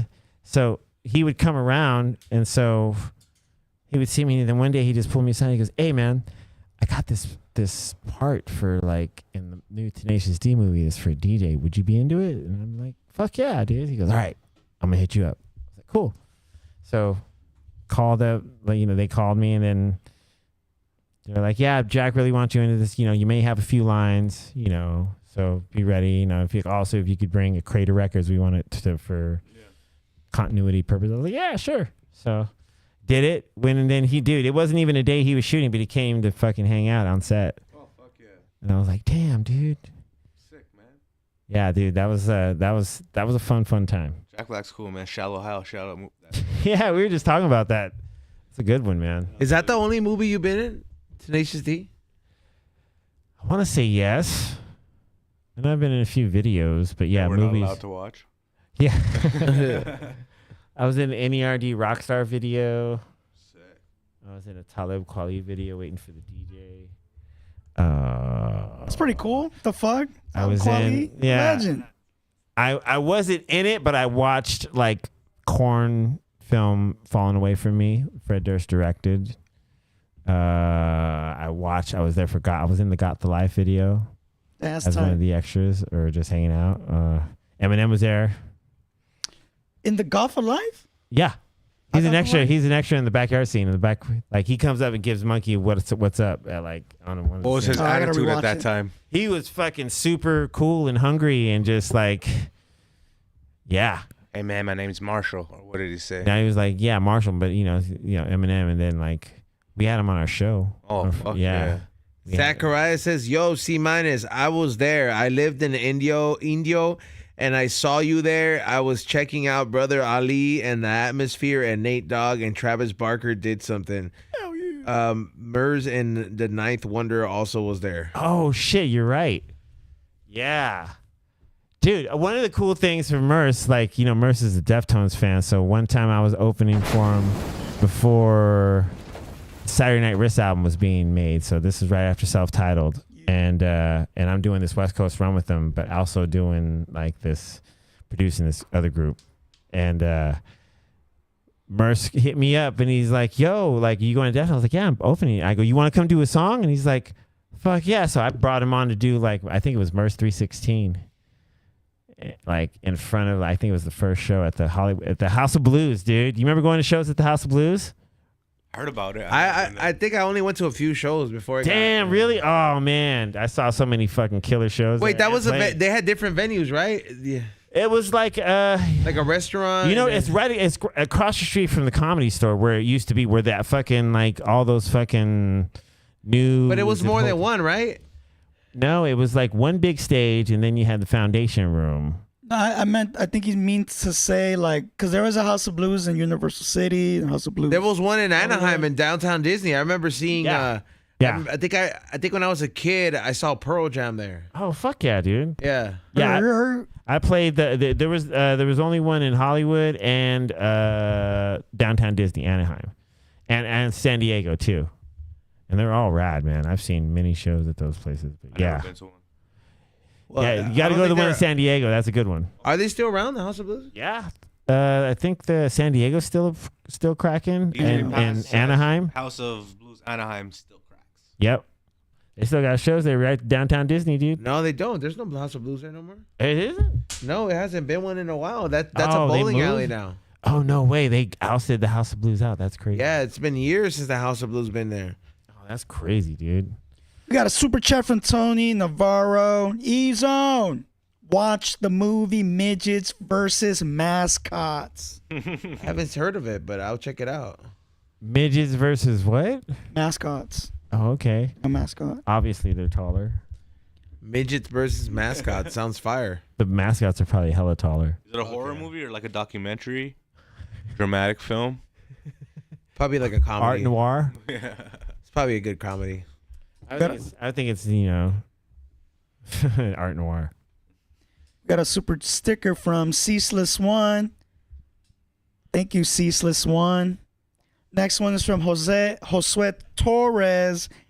Have you been to any celebrity parties, and has there been anything weird going on at them? I think I know where he's going with this one. Who is that too? Did he do it? Yeah, I mean, you've been Did he see it? I went to Diddy's parties, but they were never the Diddy parties. No, you went? Yeah. Damn, that's sick. How do you think he got on tour, bro? No, I did. I went to 2 out here in Beverly Hills, and I went to 1 in New York. And they were fucking, man, those parties were fucking crazy. One of the last ones I went to, it was like somebody's house, and like Quincy Jones is there, and all these people are like just like big wigs. Whoa. Quincy Jones at a Diddy party. You think those parties, would you take those parties, like, would you let them come back and just forget about everything that happened? Were they that good? No, I mean, yeah, we didn't know what was happening. I mean, but the thing was, it was kind of an unspoken rule that like you didn't want to be there like late, unless you were down with some shit. You know what I mean? Like, but it was like the thing was to go to a Diddy party, go like fucking check out the food, get a drink, say what's up to some people that you've seen or whatever, but be out like an hour and a half, 2 hours. Yeah. Don't stay after 11:30, bro. I heard Diddy rapes you. The freak offs were just anybody who wanted to get freaky could get freaky and, run amok. That's wild. It was like. It's like a nest. Yeah. Kinda. So you can just nest your fucking, fetishes. Within durable, I mean, within like reasonable. Yeah, I mean, of course, like, Yeah. Not like the illegal shit. Right. Yeah. Do we have any more super chats? I know there might have been a few we missed. We got one more from Ceaseless One. C-. What's the most expensive pair of stylists you have paid for? And have you been to NAMS? Oh, NAMS. I did. I used to go to NAMS all the time. What's NAMS? NAMS is like it's a convention. No, it's not as traumatic. This is like it's a convention where like a bunch of like equipment gets previewed, new guitars get previewed, new instruments, new versions of every instrument kind of get previewed because they're going to start selling to like the different retailers that, so people get to come see what the new year is going to be product wise. So like a weapons convention for artists. Yeah, and for musicians, because you get to see new amps, new everything from like instruments to gear and outboard gear, and you know what I mean. So it's like it's really fucking cool. I used to go because at the time when DJ culture was still kind of coming up in that realm, like I used to go do stuff at Pioneer and just like first using the CD turntables that were when they first came out and shit. Like, disgusting. And it's a great fucking. It's a great thing. So he asked about NAMM, and then what was the other one? The most expensive pair of stylists you have paid for. I mean, just the SC35s. I used to pay $75 for them if it was in a, What stylist? Stylist is the needle part. Oh, okay. Like it's the clip you put in that has the needle attached to it. But yeah, I mean, then they went up to $150, and. Yeah, I don't know if I could do 150. You DJ every day? Yeah. You never take a day off? Sometimes, yeah. I've taken weeks off. My fingers. No. Well, the thing about doing it every day is that, like if you do something you love every day, you're going to get really cool at it. Yeah.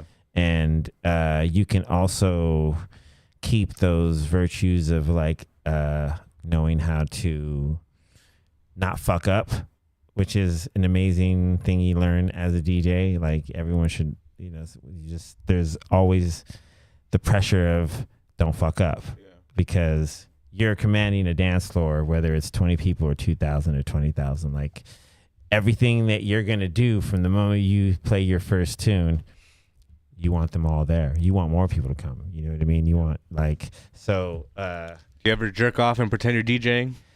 No, no, I don't find that in it. But. I think we missed this super chat in the beginning. It's from Jason23. C, what's your favorite memory from the Family Values tour? Oh, shit. I think the time watching Rammstein destroy a fucking hotel. Destroy a dressing room. Damn. Like that was like them and Orgy used to have these fucking like kind of like let's see who can fuck up our room the most. Competition, yeah. And like Rammstein, like you'd go in there and there'd be like the chairs on the roof like punched into the ceiling and stuff. You'd be like, fuck, these dudes did it. Yeah, watching them party and then dudes watching their pyro show like that. Even back then in '98, they were doing like pyro in their act, and they used to have this fucking room, dude, that was just labeled pyro. It was just completely all the shit they needed for their explosions and shit. All of it, dude. They travel with that shit? Yeah. Hell yeah. You need it for every show. Every fucking explosion, every cue is like it needs to be through this. How expensive is a ticket to one of those shows? Shit, back in the day, I don't know. Fucking, I think it was like $30-$40 back in the day. Like, for the show. Like, I think the Family Value Store. I don't know. But it was fun. But like, now it's like a full, it's always been a production, but it's, yeah. It's on a whole nother level. Yeah, Rammstein, yeah, back then it was like they weren't as popular as they are. Now they play the fucking Coliseum like many nights in a row. Like, they're fucking amazing. And Till was cool. And the other dude, I think Jonathan, the guy that plays keys, he was cool.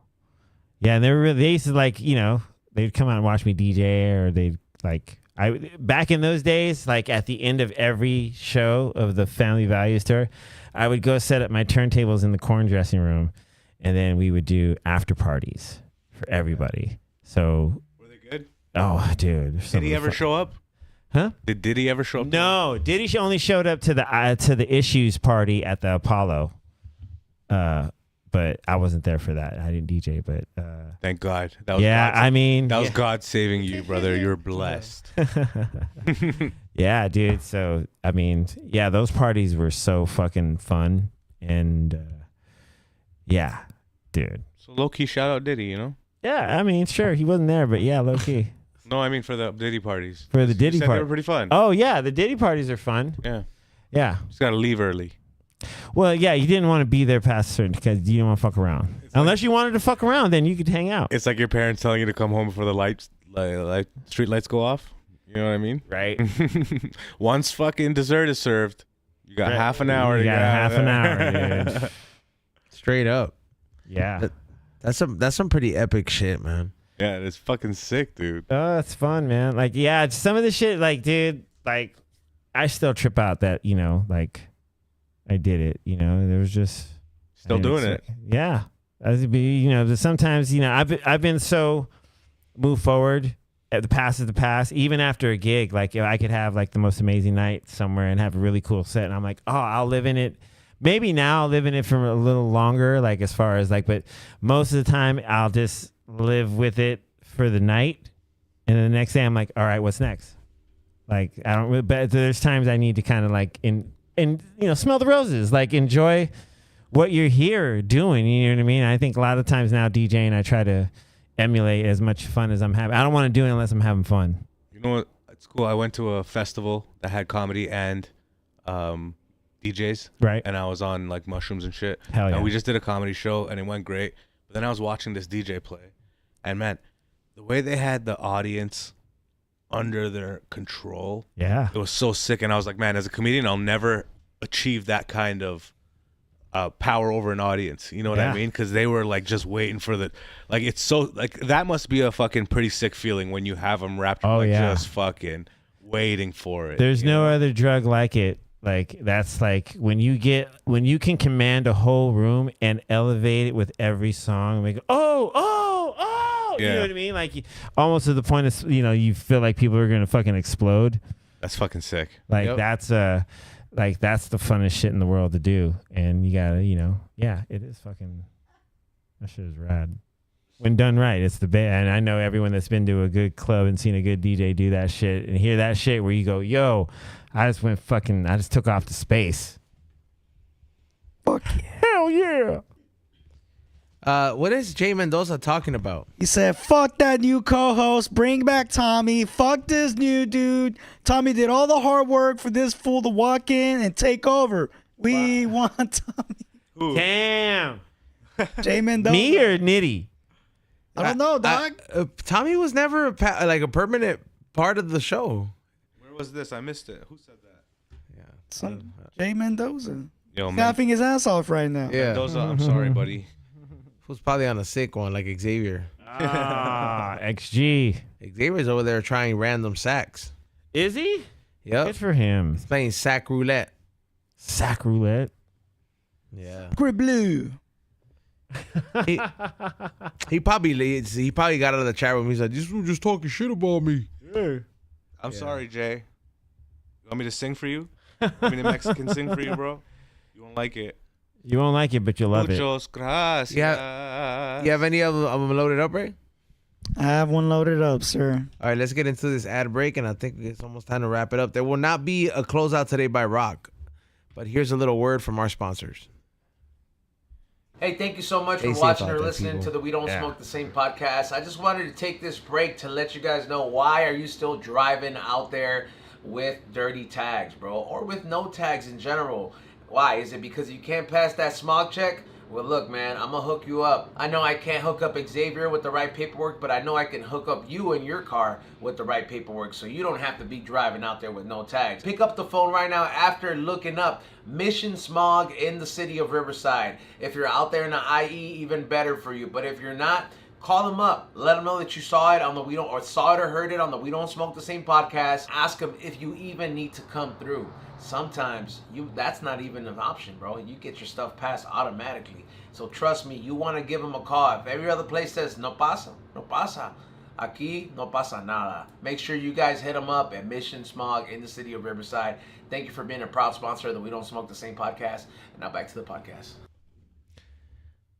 And we're back. Hell yeah. Yeah, salute to our sponsors that made the show possible. And man, people really love when you come on here, Simanes. Oh, thanks for having me, man. Got some cool ass stories, bro.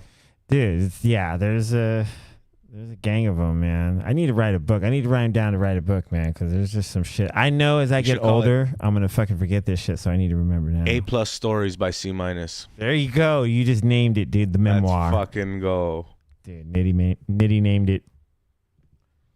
Hell yeah, bro. People will buy it. That's some fucking cool shit, man. Yeah, there's some shit I've seen, dude. There's like, there's a lot of cool shit I've seen. Is there anything you're still trying to achieve as a DJ? Yeah, I still want to, I'm always looking for the perfect set. I think I've had a few of them. Like a perfect set for you? Yeah, like just like, like from like the first record to the last record, everything is so beautifully intertwined that you wonder why they've never been together before. Like I'm looking to attract that. Just like I still want to do that. I still I'm looking for the perfect blend. I'm looking for like when I hear a song I really love, I want to know what I can mix with that'll like take it from 2 to 3. Yeah. You know what I mean? Like I'm still trying to perfect the craft while never trying to master it, because if you master it, that's when they say, there's no more to learn. But I'm still Do you use AI at all? No. You don't fuck with that? No. Will you ever experiment with it? I don't know. It's not in my immediate canon of shit to fuck with, but I don't think. I'm aware of it, and I think it's both good and bad. There should be an app for DJs that's an AI that you can battle. Then it's just AI battling. It's not but the imagine how good it could be. It's it can make Guitar Hero, but you go at it. Yeah, but it's it does pretty cool shit right now. It makes whole tracks that people don't even know that it's not real. Right. So I'm sure it could battle a DJ, give you to help DJs get practice and shit. Yeah. Yeah. Sounds fun. AI, make that app. Yeah, make the app that makes you DJ. Damn. Got a super chat Right, from Michael Taylor. Let's listen. No, I'm just playing. What up, C? WDSTS gang. $10.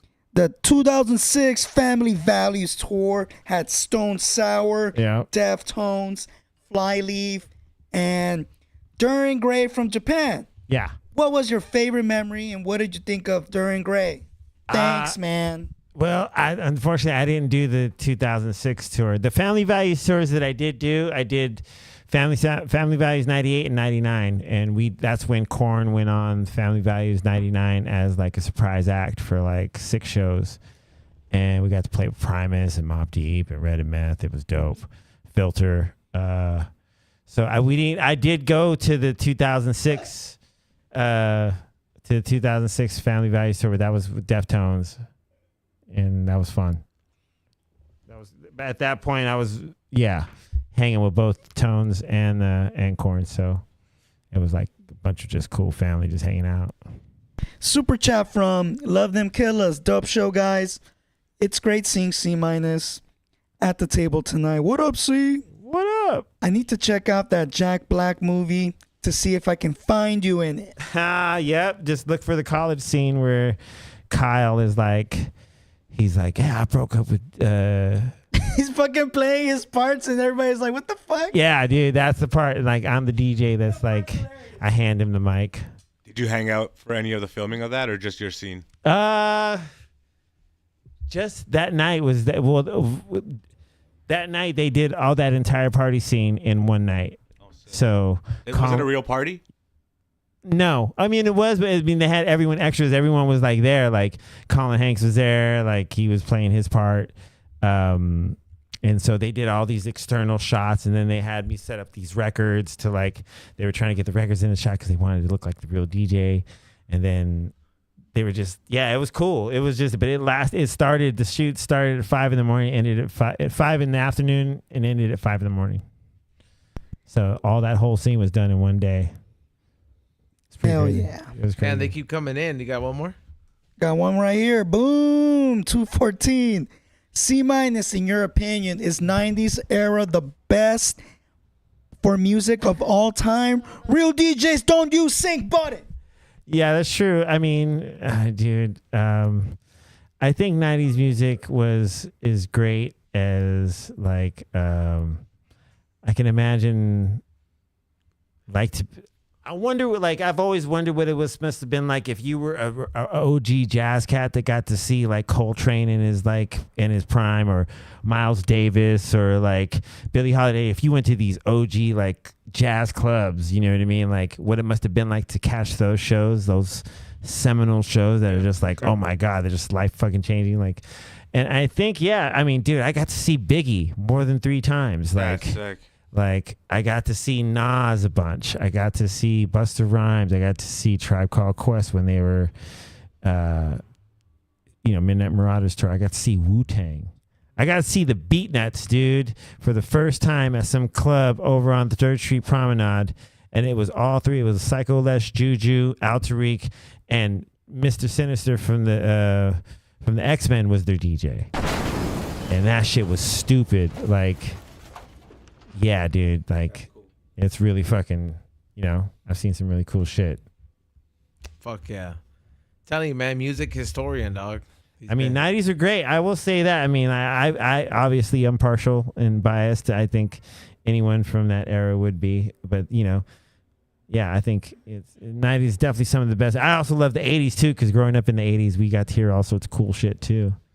And that all influenced us. That was the birth year of hip hop, like where it finally came to be. Run DMC and Melly Mel and Public Enemy, Big Daddy Kane, Rakim. Easton loves it when we talk about those legendary hip hop acts. Oh yeah, you're a fan. I can tell he's not. I was like, oh yeah, tell me your favorite one, bro. No, when you guys start going into detail on the Grito show, there is times where I'm just like, it's a good time to catch up on my sleep real quick. Oh, dude. The best is I know that like when we get into super like music talk, like I'll look at him and he'll just have this like defeated, like deflated, like look, like he's just not like, he can't catch in, and he'll just be there like. Sometimes it's hard for me to not just go on his camera. Right? It just like, he'll just, oh my God. And I want to laugh at him because I know how he is. He's like, and so I'll just be looking at him. Or the best is like, I love when me and him also, you never see it, but like the shit talking we do silently is amazing. Yeah, that's like, it can't be aired out. Yeah. You just gotta, you would have to be here to notice it. The fucking chat, dude. The chats are going wild. Yeah.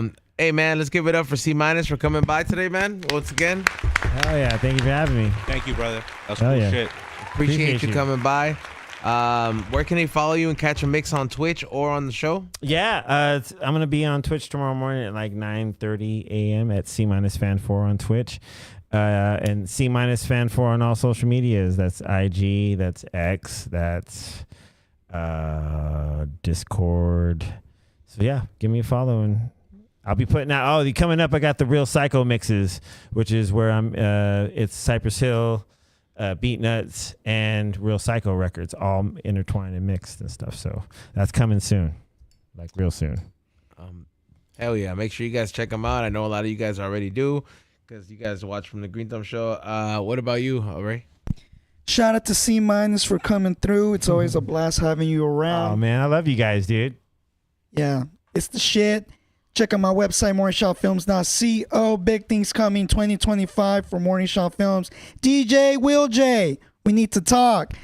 And Nitty Sak, what's up, man? Thank you, C- for coming out. I appreciate it, bro. Thank you, everybody, for listening. Happy to be here. We got skits coming. We got a couple Patreon episodes we're going to film. We're doing a couple extra ones this week, so if you want to fucking hear them, sign up for that shit. Hell yeah. See you guys next week, man. Thank you for listening. E-Zone. Thank you, everybody, for tuning in. My heart goes out for everybody that is undergoing some very harsh times right now. Trust me, it sucks to see this LA County go through this. It's unfortunate to see it happen in our own backyard. Try to do your part, even if you're just reposting resources, bro. Go donate some clothes. Go do something, man. You know, a lot of people lost everything, man, and it's only there's more repercussions to come. With that being said, we'll see you guys on Wednesday. Stay tuned for the new vlog coming on this weekend, and follow my YouTube for more lives. Peace out, y'all. Peace out, fools. What is up, you guys? Thank you so much for watching the We Don't Smoke the Same podcast. I want to take this break to let you know why you guys need to get yourself a pair of these Pacololo flies that I am wearing right here. That's right. This is the official collaboration with blackflies.com. You don't know what black flies are? They're only the one pair of glasses that Be Real himself, Dr. Green Thumb, has been wearing for years. That's right. The one and only collaboration with the first female-owned company here at pacololoflies.com. So head on over to pacololoflies.com. Get yourself a pair of these glasses like the one I'm wearing, which is the Hustler. They come in a sleek box like this. They also come with a nice pouch so you can actually clean them and keep them safe as well. I see from any scratches as well. But the best thing about this eyewear is that it offers protection against LEDs. They're OSHA safe, and they give you the right color correction that you need while you're protecting your eyes out there. When you go to pacololoflies.com, you're supporting the first female-owned business to collaborate with Black Flies, which is dope within itself. Shout out to Nani, who is the owner. But these are double-coated against LED rays. They're great for the work environment. If you're out there doing construction, if your mans, your family members are out there, you know, Latinos will be out there putting in work. Out there in the sun, you want them to be protecting their eyes, so you got to get them a pair like that. They offer some protection against that, or the people out there growing. You know, the people that are growing standing in front of the lights for the plants that we smoke. Yeah, those people. You might want to get them a pair. Or if you just care about your eyesight in general like I do, make sure you guys get yourself a pair at pacololoflies.com. Thank you so much for being an official sponsor of the We Don't Smoke the Same podcast, and now we're back.